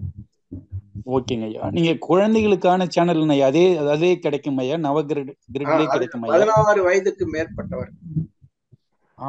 அது என்ன குழந்தைகள் சேனல்னு போடணுங்களா ஐயா? அதெல்லாம் வேணாம், அந்த சேனல்லே பிரிச்சு போட்டிருப்போம் நம்ம மாணவர்களுக்கு. சரிங்க ஐயா, ரொம்ப மகிழ்ச்சி. Tamil, both English and Tamil. ஓகேங்க ஐயா, ரொம்ப நல்லதுங்க ஐயா. மிக்க மகிழ்ச்சி ஐயா. ரொம்ப சிறப்பு ஐயா. அதே மாதிரி இந்த சுகர் இதுக்கு பத்தி நல்லா சொன்னீங்க ஐயா. அது ரொம்ப நீங்க தயவு செய்து பயப்படாதீங்க. பர்டிகுலரா சுகரை பத்தி பயப்படவே பயப்படாதீங்க. பிபி ஓரளவுக்கு அப்பக்கப்ப செக் பண்ணீங்க, அது நல்லது. அந்த பிபி வராமல் பாதுகாப்பது நமது தவங்களும் சாந்தி தவமும் நிச்சயமாக. அதனால எந்த நோய் இருந்தாலும் அது கடைசியாக வந்து முடிவது எதில் காமிக்கும்னா பிபில தான்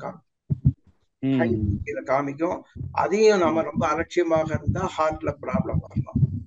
ஆனால் பிபியை நம்ம ஸ்ட்ராங்கா வைத்து விட்டால் தவம் செய்து சாந்தி தவமும் செய்து அந்த உடல் அணுக்கள் எல்லாம் நன்றாக இருக்கும்போது எந்த உடலில் மற்ற நோய்கள் முன்ன பின்ன இருந்தாலும் அது வந்து பிளட் பிரஷரா மாறாது. அதனால மற்ற நோய்களை பத்தி அதிகம் கவலையே படாதீங்க. இந்த ஃப்ரீ செக்அப், பார்க்ல செக்கிங் பண்றாங்க, இது எதுவுமே எடுத்துக்கொள்ளாதீங்க. ஃப்ரீயா தானே தரான் அப்படின்னு சொல்லிட்டு போய் மாட்டிக்காதீங்க. அது ஏன்னா அது எல்லாமே நம்ம எதுவும் நம்ப முடியாது. மிகப்பெரிய வலை அது அதுல இருக்கு. அதுல நாம சிக்க வேண்டாம். நமது பாரம்பரிய உணவுகளையே எடுத்துக்கொள்ளுங்க. சரிங்க. திருவள்ளுவர் காலத்துக்கு போயிடுங்க. உணவே மருந்து அப்படின்னு உறுதியா நம்புங்க. வாழ்த்துக்கள். ஓகேங்க ஐயா, மிக்க மகிழ்ச்சி ஐயா. ரொம்ப சிறப்பா இருந்தது ஐயா. வாழ்க வளமுடன் ஐயா. வாழ்க வளமுடன்மா. நன்றிங்க ஐயா. வாழ்க வளமுடன். அடுத்த அன்பராக சங்கர் ஐயா கேரளாவில் இருந்து. வாழ்க வளமுடன் ஐயா. ஐயா வாழ்க வளமுடன். வாழ்க வளமுடன். அருமையான ஆழமான சிந்தனையை கொடுத்தீங்க. நல்ல ஒரு கேள்விக்கு நல்ல பதில் கிடைச்சிங்க. என்னோட கேள்விங்க ஒன்று வந்து விழிப்புணர்வை பற்றி சொன்னீங்க.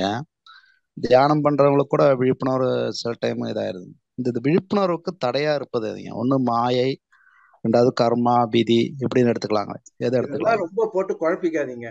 விழிப்புணர்வுக்கு ஒன்று நமது மனம் இதுவரையிலும் எப்படி பழக்கப்பட்டதோ அதில் தான் செல்லும். அதனால அந்த இடத்துல விழிப்புணர்வு தவறி விடுவோம். ரெண்டாவது, முன்னோர்கள் செய்த வினை கருமையத்தில் இருக்கும் பொழுது அதுவும் நமது விழிப்புணர்வை தவற செய்யும். மூன்றாவது, இந்த சமுதாயத்தில் உள்ள தூண்டுதல்கள்.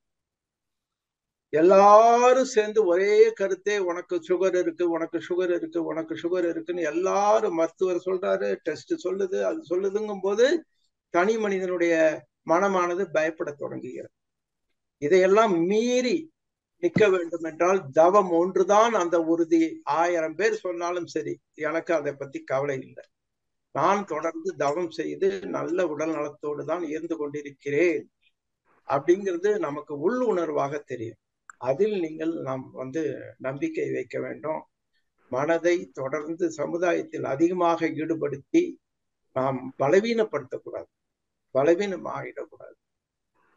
அதனால நம்ம என்ன பண்ணணும், முடிந்த வரையிலும் சமுதாயத்தோடு பழகும்போது அன்னப்பறவை போல அதில் உள்ள நல்லவைகள் நல்லவர்கள் இவைகளோடு மட்டுமே எடுத்துக்கொண்டு பழக வேண்டும்.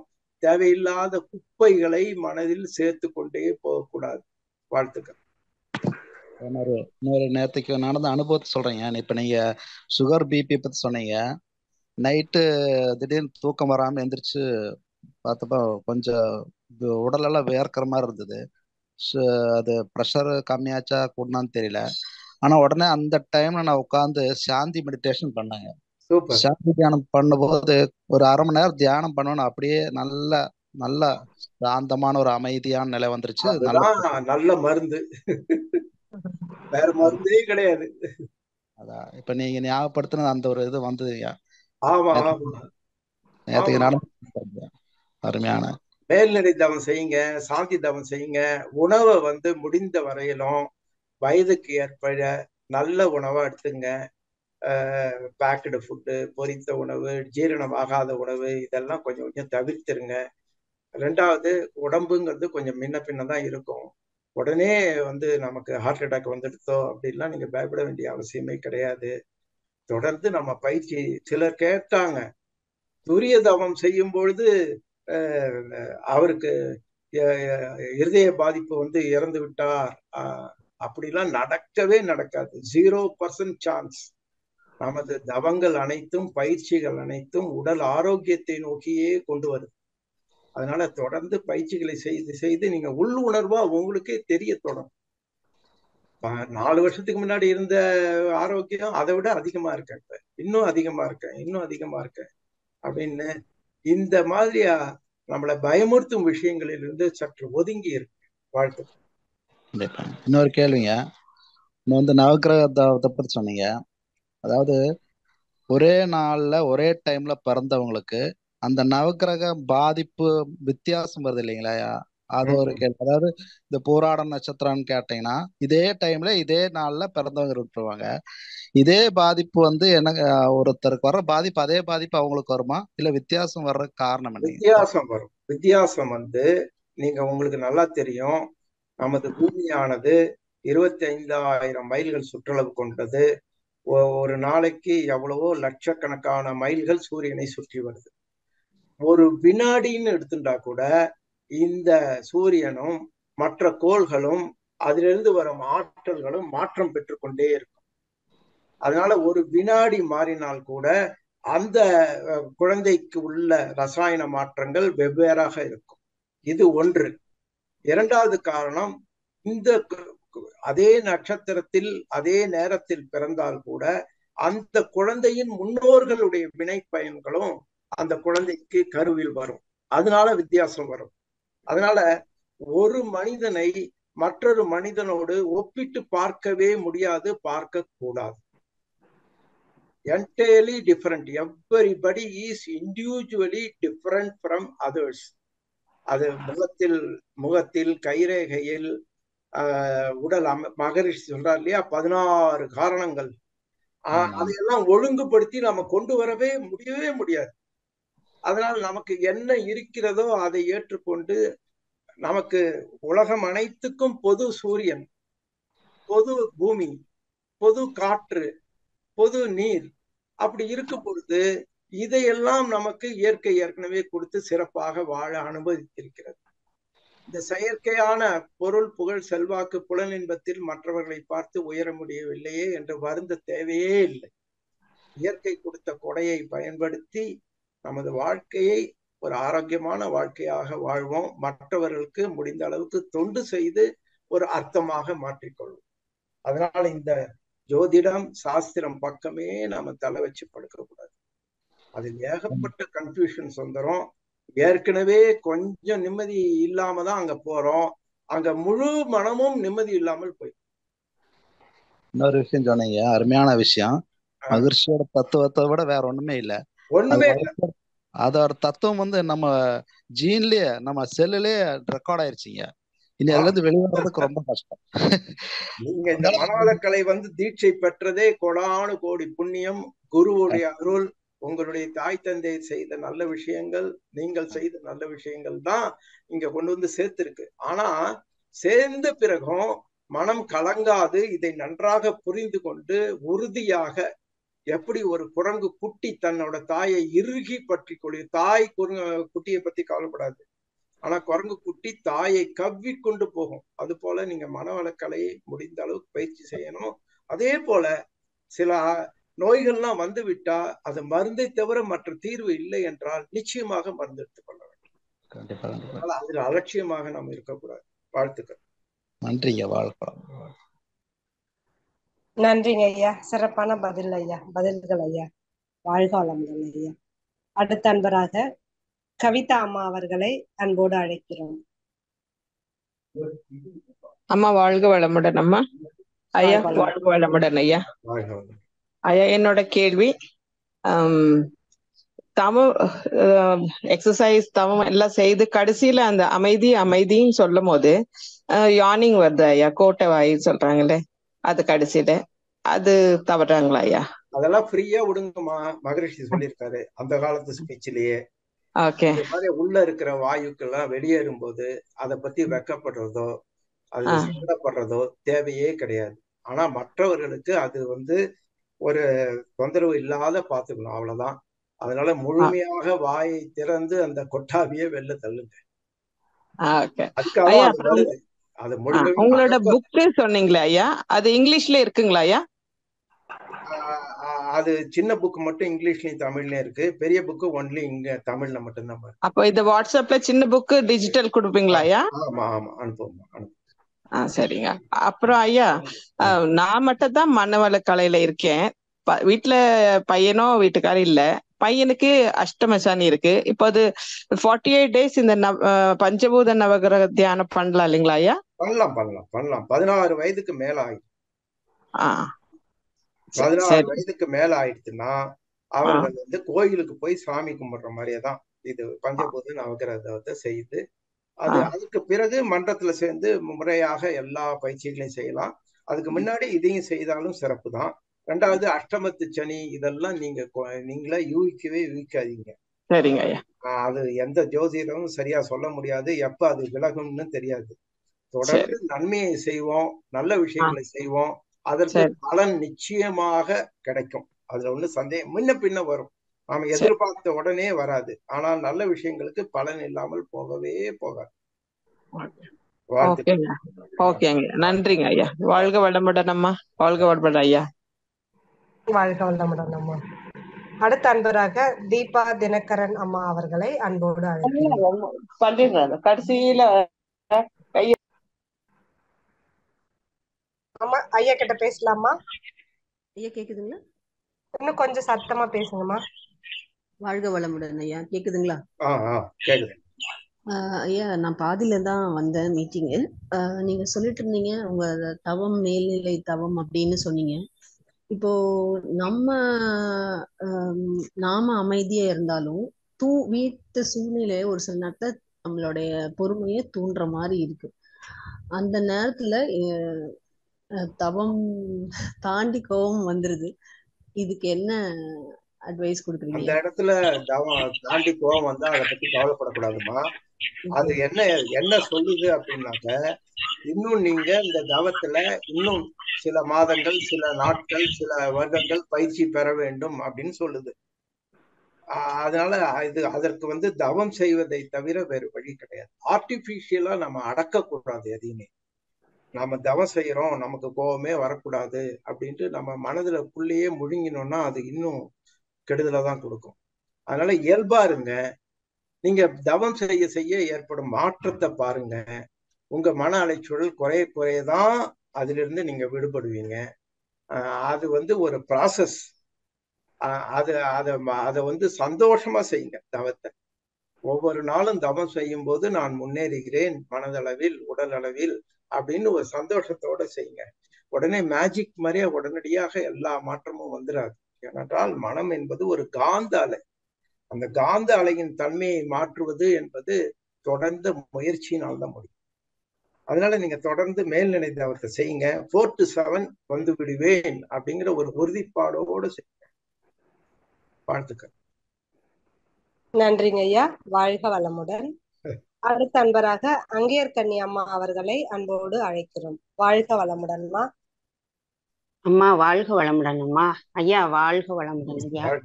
ஐயா ரொம்ப சிறப்பா இருந்ததுயா பஞ்சபூத நவக்கிரக தவத்தோட. இன்னைக்கு காலையில பண்றப்பயே எனக்கு ரொம்ப தவம் பண்றப்ப ரொம்ப நல்லா இருந்தது. இன்னைக்கு குரு பூர்ணிமான்னாங்க. என்னைக்குமே எனக்கு ஒரு டிஸ்டர்பன்ஸ் இருக்கும், ஏதாவது தொந்தரவு யாராவது கொடுத்துருவாங்க இடையில. ஆனா இன்னைக்கு அது எதுவும் நடக்கல, நல்லா இருந்தது.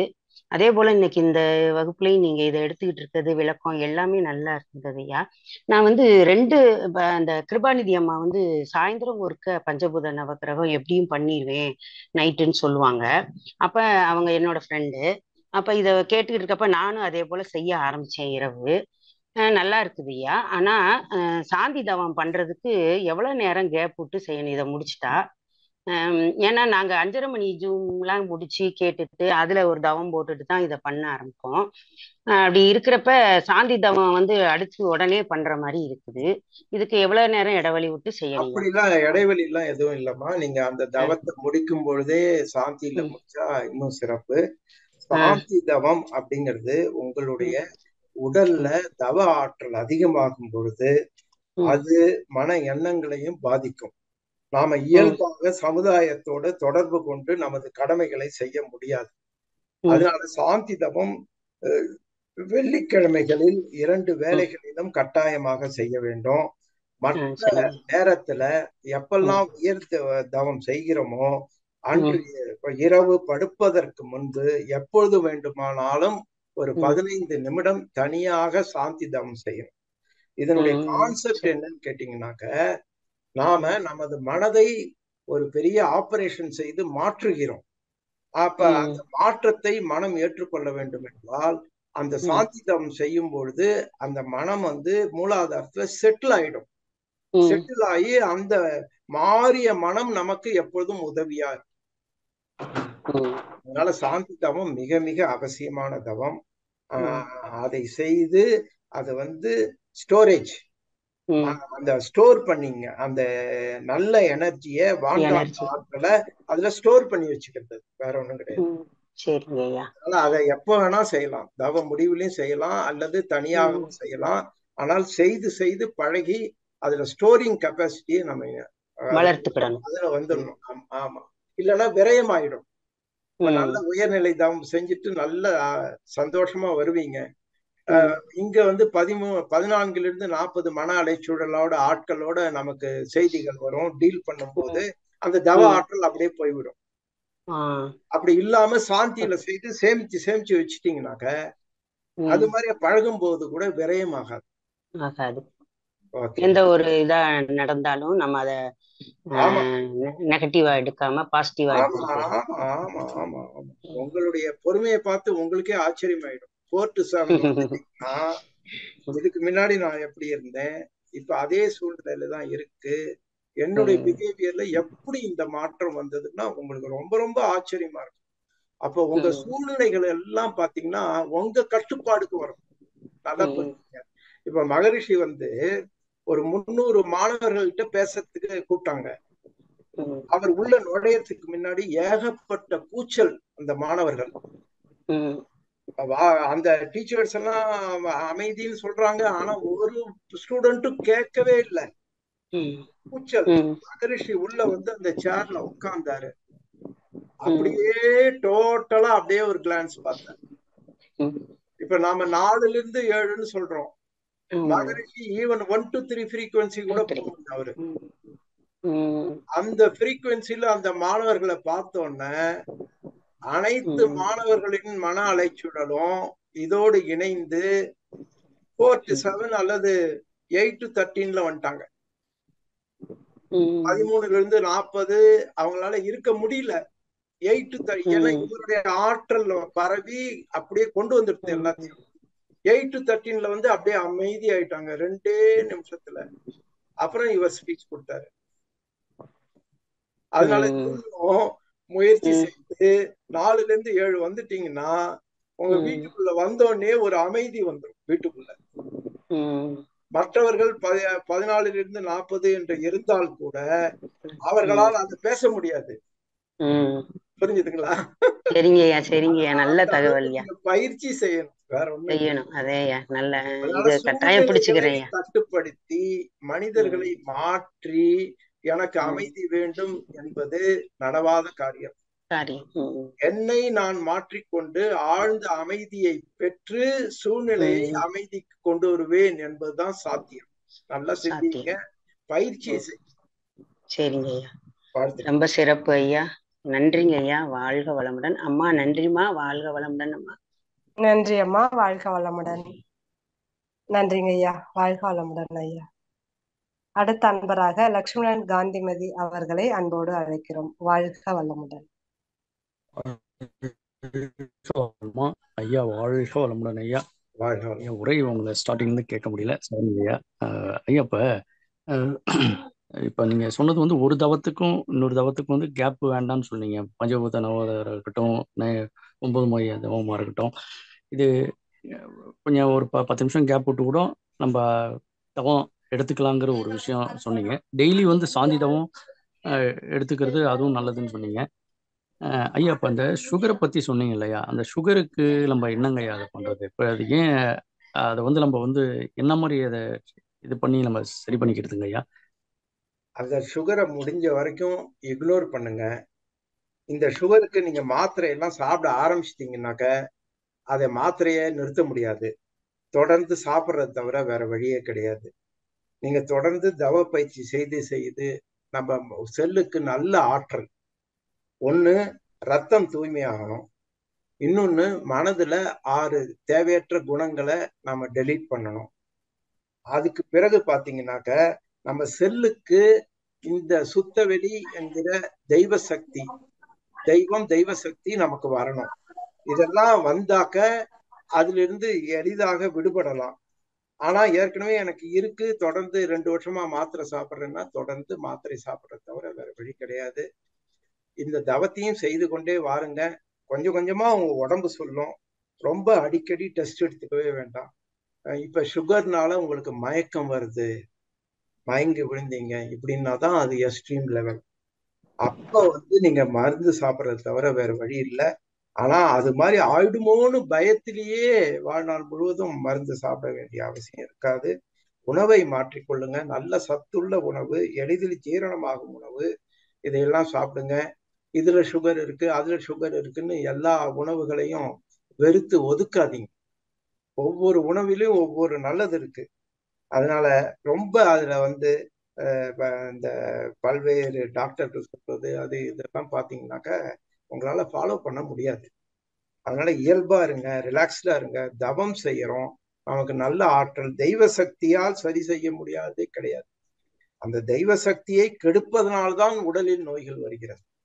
அதனால அதை மீட்டு கொள்ள தவங்களை தொடர்ந்து செய்யுங்க. நோயை பற்றி பயப்படாதீங்க.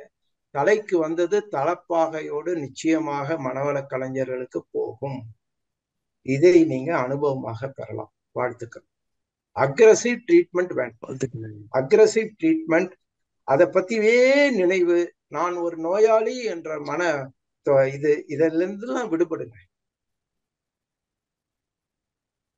நன்றி ஐயா, வாழ்த்துக்கள் ஐயா. அம்மா வாழ்த்துக்கம்மா. நன்றிங்கம்மா, வாழ்க வளமுடன். நன்றிங்க ஐயா, வாழ்க வளமுடன். அடுத்த அன்பராக விக்கி ஐயா அவர்களை அன்போடு அழைக்கிறோம். வாழ்க வளமுடன் ஐயா. ஐயா வாழ்க வளமுடன் ஐயா. அருள்நிதி பார்த்தசாரதி, மெல்போர்ன், ஆஸ்திரேலியால இருந்து பேசுறேன். வாழ்க வளமுடன் ஐயா. என்னுடைய கேள்வி வந்து, இப்ப கண்மல் இணைகள் ஒன்று, தற்செயல் விபத்துக்கள் ஒன்று. இந்த குழந்தைகளுக்கெல்லாம் வந்து தற்செயல் விபத்துக்களுக்கு உண்டான காரணம் என்ன? அடுத்து ஒரு குழந்தைக்கு வந்து எப்ப அந்த சஞ்சீத கர்மம்லாம் வந்து எந்த வயதுல இருந்து அவங்களுக்கு பாதிப்பை ஏற்படுத்த ஆரம்பிக்குங்க ஐயா? வாழ்க வளமுடன். அடுத்ததாக அந்த கோள்களுடைய சஞ்சாரம் குழந்தைகளுக்கு மாற்றத்தை வந்து அந்த இளம் வயதுல கொடுக்கும் பொழுது அது பெற்றோர்களுக்கும் ஏதாவது ஒரு தாக்கத்தை கொடுக்குமா அவர்களுடைய வாழ்க்கையில? வாழ்க வளமுடன். வாழ்க வளமுடன். எந்த இறப்பும் அகால மரணமாக இருக்கும் பொழுது, அது ஆக்சிடென்டா இருக்கலாம், தற்கொலையா இருக்கலாம், கொலையா இருக்கலாம், நோயால இருக்கலாம், இது போல இருந்தா சனியினுடைய ஆற்றல் குறைவு அப்படின்னு தான் நம்ம எடுத்துக்கணும்.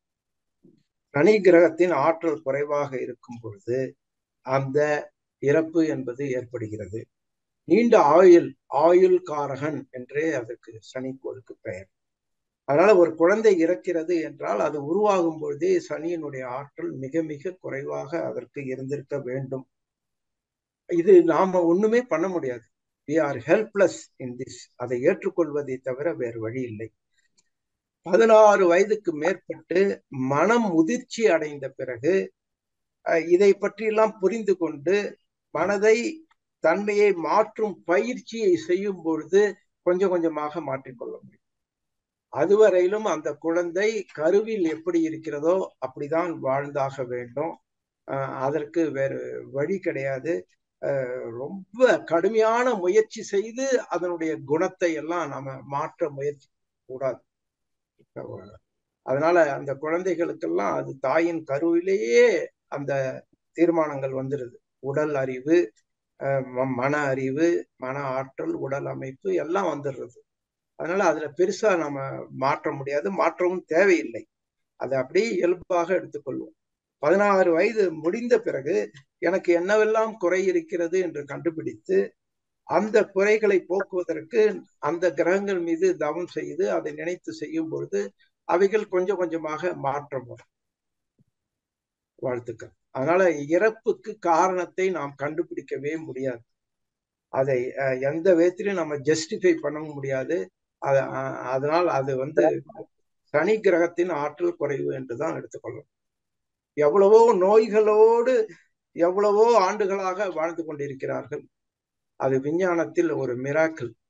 அந்த சயின்ஸோ அந்த மருத்துவமோ மனித உடலை முழுமையாக ரிசர்ச் பண்ணி முடிக்கவே முடியாது. எண்ணற்ற விஷயங்கள் அந்த 6 அடி மனிதனுடைய உடலுக்குள் இருக்கின்றன.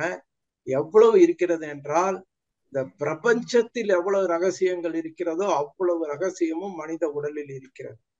அதனால் இதற்கு ஒரே தீர்வு, எதிலிருந்து வந்தமோ அந்த ஆற்றலையே ஏற்றுக்கொள்வதுதான் ஒரு சிறந்த தீர்வாக இருக்கும்.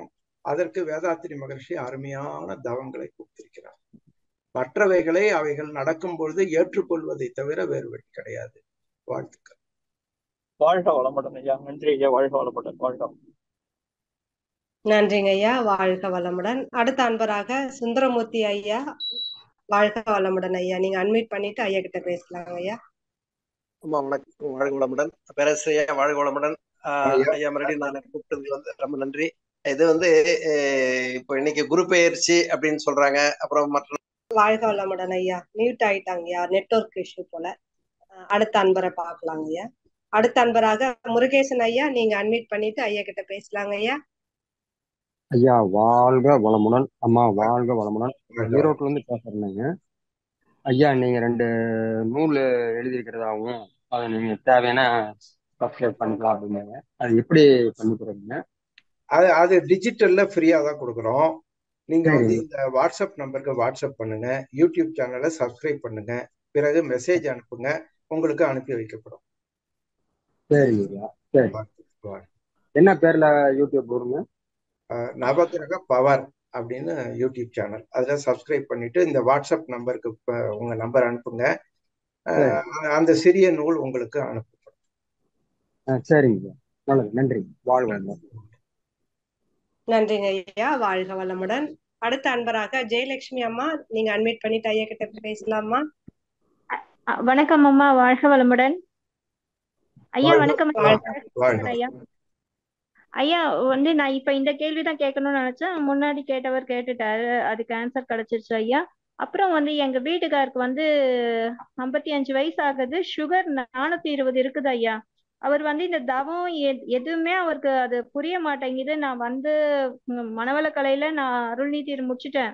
அவருக்கு நான் வாழ்த்து சொல்லிட்டு தான் இருக்க முடியுது தவிர என்னால அவரை கொண்டு வரவே முடியல. சுகரை பத்தி அவர் கவலையே பட மாட்டாரு. அவரு இஷ்டத்துக்கு எப்ப பசிக்குதோ சாப்பிடறாரு. நார்மல் லைஃப் லீட் பண்ணிட்டு போறாரு. ஆனா கொஞ்சம் அதிகமா தான் சாப்பிடறாரு. 5 நாள் முறை கடைபிடிக்கிறதுக்கு வாய்ப்பே இல்லைன்ற மாதிரி உணவு, அதுவும் முக்கியமா அவருக்கு பிடிச்சதுதான் இஷ்டம் போல சாப்பிடறாரு. சுகர் 420 இருந்தா கூட கவலைப்படல ஐயா. ஆனா பயப்பட வேண்டாம். ஆனா மயக்கம் இல்ல. சொல்லுங்க. மயக்கம் எதுவுமே இல்ல, சிம்டம்ஸ் எதுவுமே இல்ல. ஆனா கால் மட்டும் அப்பப்ப வீங்குது. அதுதான் கொஞ்சம் பயமா இருக்கு. நீங்க அவருக்கு பிபி மெஷர் பண்ணுங்க. பிபி நார்மலா?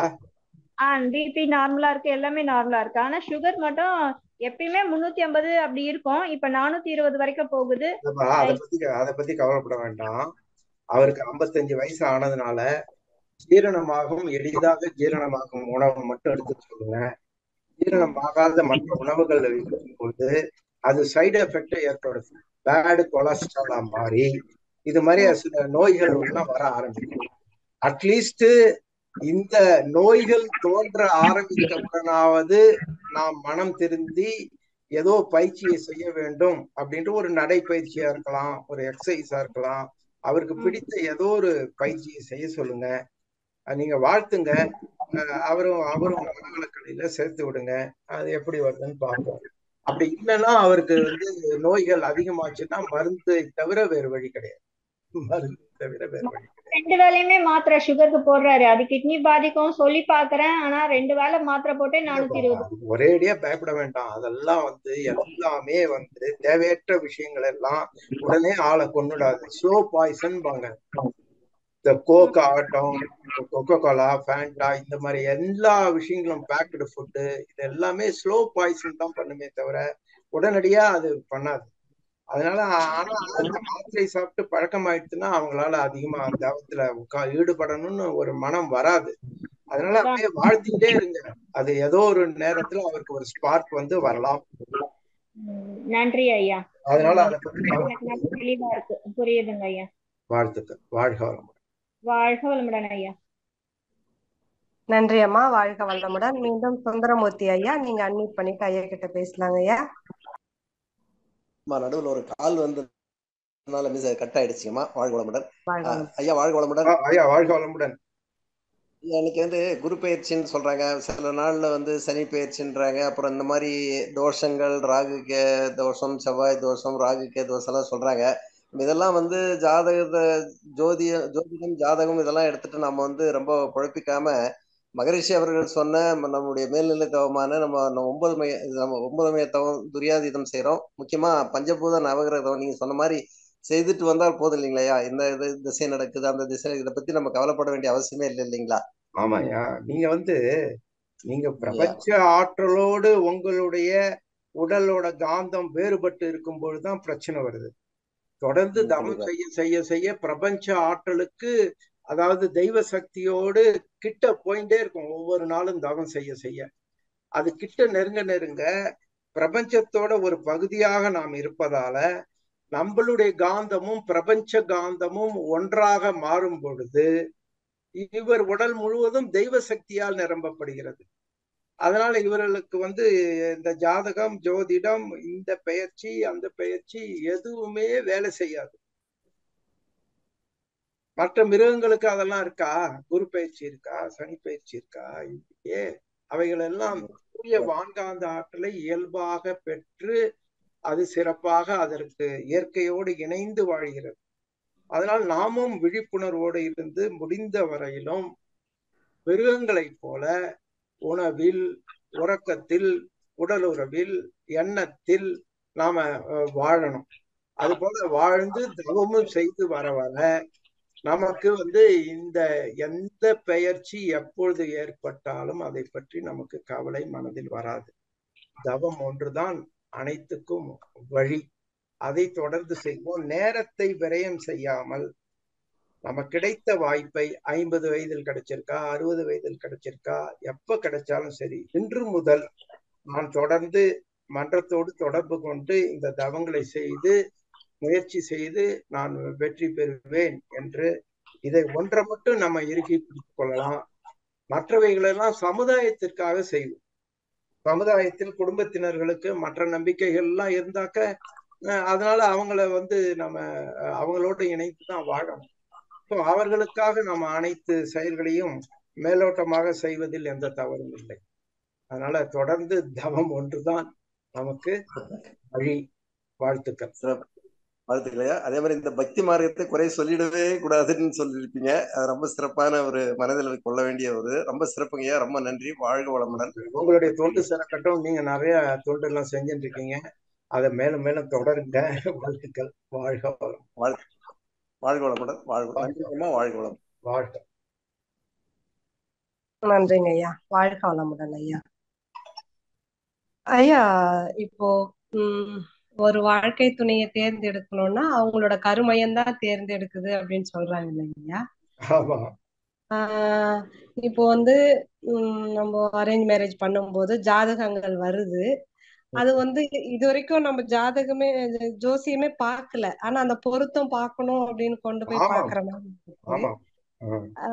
நிறைய வந்து நீங்க சொன்ன மாதிரி நிறைய மாத்தி மாத்தி சொல்றாங்க ஐயா. எது நம்ம நம்புறது என்ன பண்றதுன்னு தெரியல.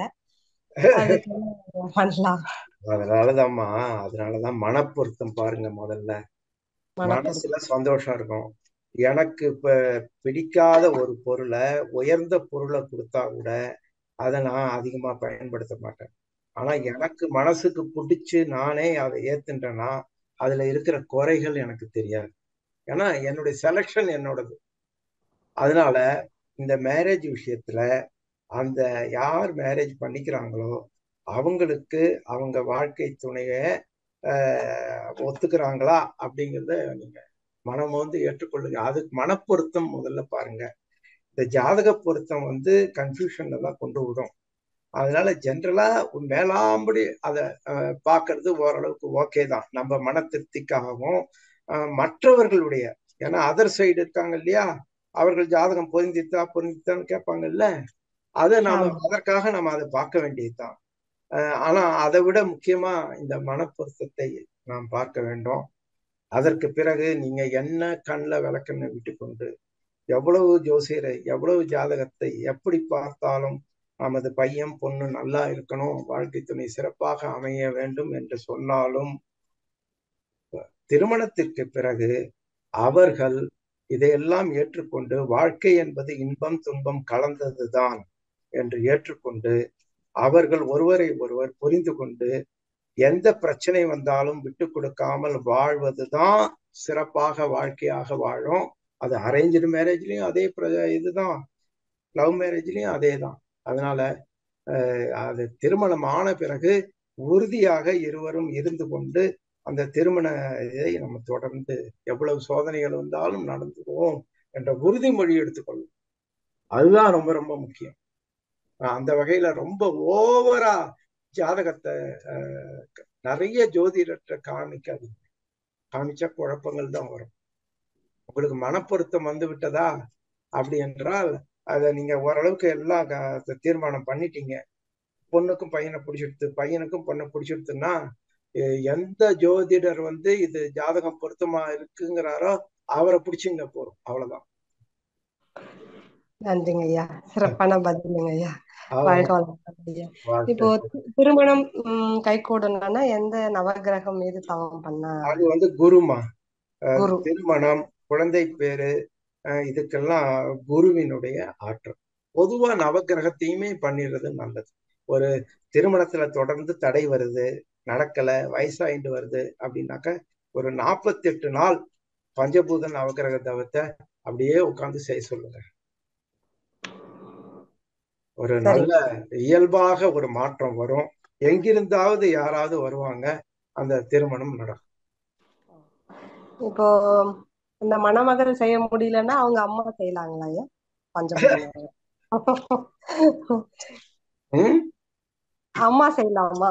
யாருக்கு பசிக்குதோ அவங்க தானே இருக்கும். பலன் இருக்கும், இல்லாத இருக்காது, பலன் இருக்கும். அதையும் நீங்க அதெல்லாம் அவங்க செய்யாத பட்சத்துல நீங்க செய்யுங்க, செஞ்சு வாழ்த்துங்க. ஏன்னா உயிர் தொடர்பு இருக்குல்ல, கருமைய தொடர்பு இருக்குல்ல, அதனால அதோட பலன் நிச்சயமா ஓரளவுக்கு இருக்கு நிச்சயமா. அதனால அவங்கள சொல்லி பாருங்க. அப்படி இல்லைன்னா நீங்க செய்யுங்க. அதை ஒரு கருத்தா வச்சுட்டு நீங்க செய்யுங்க.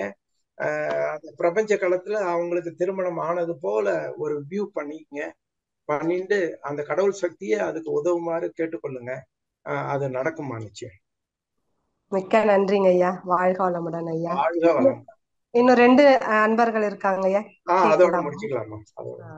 அன்பர்கள் நேரம் கருதி கொஞ்சம் சீக்கிரமா உங்க கேள்வி கேட்டுக்கலாம் ஐயா கிட்ட. வாழ்க வளமுடன். அமுதா வரதன் அம்மா, நீங்க அட்மிட் பண்ணிட்டு ஐயா கிட்ட பேசலாமா? வாழ்க வளமுடன் ஐயா. வாழ்க அம்மா வாழ்க வளமுடன் அம்மா. வாய்ப்பு கொடுத்துருக்கேன் ஐயா. வாழ்க வளமுடன். நானும் ஒரு பேராசிரியர் காஞ்சிபுரத்துல பேசுறேங்க ஐயா. என்னோட பேர் அமுதா. நீங்க மனவளக்கலையில பேசின அத்தனையும் நான் வாழ்க்கையில அனுபவிச்சு நிற்கிறேன் ஐயா.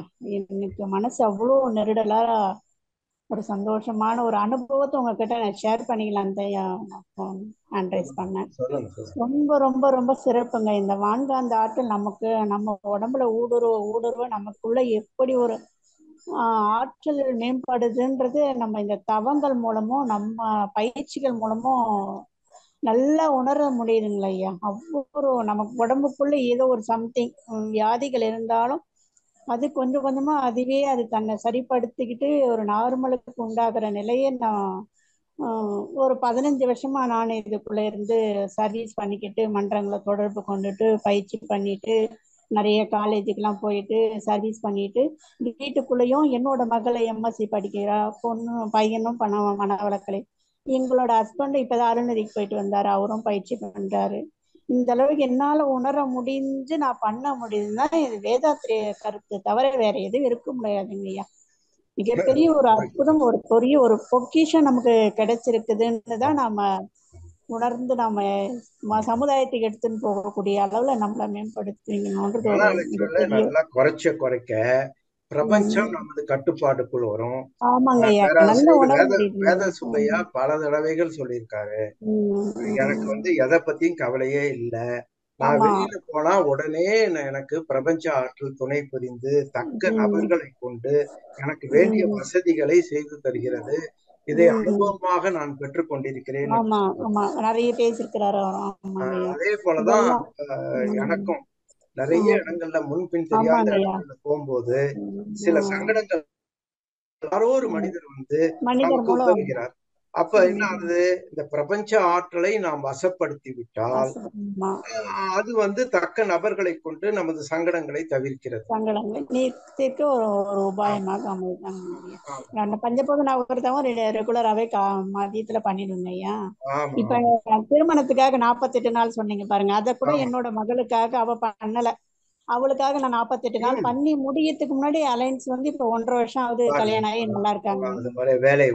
அதுவே நமக்கு அலைன்ஸ் அமைஞ்சது, அவங்களே பேசினாங்க, முடிச்சு இப்போ 1.5 வருஷம் நல்லா இருக்காங்க. இதெல்லாம் நம்ம உணரும் போது நம்ம வாழ்க்கையில அப்ளை பண்ணி பார்க்கும்போது அப்படி ஒரு அற்புதத்தை நம்மளால இந்த பிறவியில உணர முடியுதேன்றதுக்கு அந்த குருவுக்கு தான் ஒரு நிமிஷத்துக்கு நிமிஷம் நம்ம நன்றியை சொல்லிக்கொண்டே இந்த வாழ்க்கையை நம்ம சமுதாயத்துக்கு எடுத்துன்னு போகணுன்ற ஒரு மிகப்பெரிய ஒரு உந்துதலோடு இந்த வாழ்க்கையை நான் செயல்படுத்துகிறேனே. என்னோட ஹஸ்பண்ட் எனக்கு உறுதுணை, அவரும் எனக்கு பண்ணிட்டு வராங்க ஐயா. வாழ்க வளமுடன். நன்றிங்க ஐயா. நன்றிங்கம்மா. வாழ்க வளமுடன் அம்மா. ஐயா ரொம்ப சிறப்புங்க ஐயா. நீங்க ரொம்ப சிறப்பா எல்லாம் நடத்தினீங்கம்மா, பொறுமையா நடத்தினீங்க, சிறப்பா நடத்தினீங்க. உங்களுக்கு என்னுடைய மனமார்ந்த வாழ்த்துக்கள். வேதாத்திரியத்துக்கு தொண்டாற்றும் அனைவருக்கும் நல்ல வாழ்த்துக்கள். மன உறுதியோடு செயல்படுங்க. இந்த சமுதாயத்தை கண்டு நிறைய விஷயங்கள் பயமுறுத்தும் நம்மள, ஆனா அதுக்கெல்லாம் பயப்படாதீங்க. மன உறுதியோடு, மகரிஷி நினைவோடு, பிரபஞ்ச நினைவோடு நாம் நமது கடமைகளை சிறப்பாக செய்வோம்.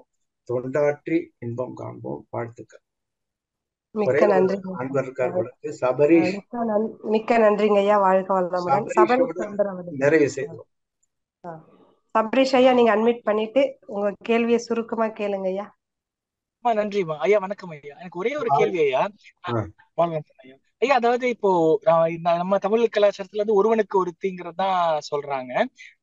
இப்போ ஆனா இப்போ மத்த இதுல முஸ்லிம் கண்ட்ரிஸ் சில இடத்துல அவங்க 2-3 பார்ட்னர்ஸ் வச்சிருக்காங்க. அது மனம் பிடிக்காம வாழ்றதை விட தனியா பிரிஞ்சு வாழ்றதே பரவாயில்லன்னு நான் பேசின வரைக்கும் எல்லாரும் ஃப்ரெண்ட்ஸ் எல்லாம் சொல்றாங்க. அது எப்படி இதுதான் சிறந்தது அப்படின்லாம் எதுவுமே இல்லையாங்க ஐயா? அவங்க விருப்பத்துக்கு ஏற்ற மாதிரி மாத்திக்கலாமா? இல்ல ஏதாவது சயின்ஸ் இருக்கான்னு ஒரு கேள்வி. மனிதன் சமுதாயமாக வாழ்கிறான், மிருகங்கள் போல வாழ முடியாது. நீங்க சொல்றதெல்லாம் மிருகங்களுக்கு பொருந்தும். எப்பொழுது அந்த பாலுணர்வு வருதோ, யார் கிடைக்கிறாங்களோ அந்த பாலுணர்வை தீர்த்து கொள்ளும். ஆனா மனிதன் சமுதாயமாக வாழ்வதால் அவனுக்கு ஒரு பொறுப்புணர்ச்சி இருக்கு. ஒரு இன்னொரு மனித உயிரும் அவனோட சேரும் பொழுது 2 பேரும் பாதுகாப்பாக இருக்க வேண்டியது மிக மிக அவசியம். அதை சிந்தித்துதான் நமது முன்னோர்கள், அதே போல திருமணத்திற்கு பிறகு வரும் குழந்தைகளை வளர்க்கும் பொறுப்பையும் இருவரும் இணைந்து ஏற்றுக்கொள்ள வேண்டும். 2வது, எய்ட்ஸ் போன்ற நோய்கள் வருவதற்கு மிக மிக அதிகமாக வாய்ப்பு இருக்கிறது இந்த பாலுணர்வில் அலட்சியமாக இருந்தார். அதனால் இயல்பாக அந்த எண்ணங்கள்லாம் வருவது, மிருக குணத்தோடு நாம் வருவதால் அதெல்லாம் வருவது இயல்பு என்றாலும் அதையெல்லாம் அறிவு கொண்டு அதை மாற்றி அமைத்து கொண்டு ஒருவனுக்கு ஒருத்தி என்று இந்த பாலுணர்வை வாழ்க்கையின் ஒரு 10% ஒரு பகுதியாக மட்டுமே எடுத்துக்கொண்டு மற்ற விஷயங்களில் மனதை செலுத்தி மகிழ்வாக ஒருவனுக்கு ஒருத்தி என்று வாழ்வதுதான் நமக்கு ரொம்ப ரொம்ப சேஃப். அதுதான் நமது முன்னோர்கள் ஏற்படுத்தியிருக்காங்க. அதுதான் குடும்பத்திற்கு நல்லது, சமுதாயத்திற்கு நல்லது. மற்ற விஷயங்களில் மனதை சிதற அடிக்காமல் நாம இந்த குரு அருளை பெற பெற, சனி அருளை பெற பெற இந்த எண்ணங்கள்லாம் அதிகமா நமக்கு எழாது, வாய்ப்புகளும் குறையும். அதில் நாம அந்த ஒருவனுக்கு ஒருத்தி என்பதையே முழுமையாக ஏற்றுக்கொள்வோம். வாழ்த்துக்கள். நன்றி. வாழ்க வளமுடன். நன்றி. நன்றிங்க ஐயா. வாழ்க வளமுடன் ஐயா. ரொம்ப சிறப்புங்க ஐயா. சிந்தனை விளக்கம், கேள்வி பதில், அப்படியே ஒரு அமைதியான அந்த தெய்வீக குரல்ல ரொம்ப அருமையா இருந்ததுங்க ஐயா. ஒரு விழிப்புணர்வு கிடைச்சதுங்க ஐயா. உடனே ஒரு நோய்னா ஹாஸ்பிட்டல் போயிட்டு மாத்திரை மருந்து சந்தோஷமா இருங்கம்மா. இந்த வாழ்க்கை கிடைக்கிறதே கஷ்டம். இந்த சமுதாயம் சீர்கட்டு இருக்கிறது. அதனால அதுல இருக்கிற நல்லதை மட்டும் எடுத்துட்டு பயப்படாம மகரிஷியின் காரங்களை இறுக பற்றி கொண்டு சந்தோஷமாக கிடைத்த வாழ்க்கையை வாழ்வோம். வாழ்த்துக்கள். சிறப்புங்க ஐயா. நிறைவு செஞ்சுக்கலாமா ஐயா? நன்றிங்க ஐயா. வாழ்க வளமுடன் ஐயா. நம் கடமை அறவாழ்வின் நாட்டத்தே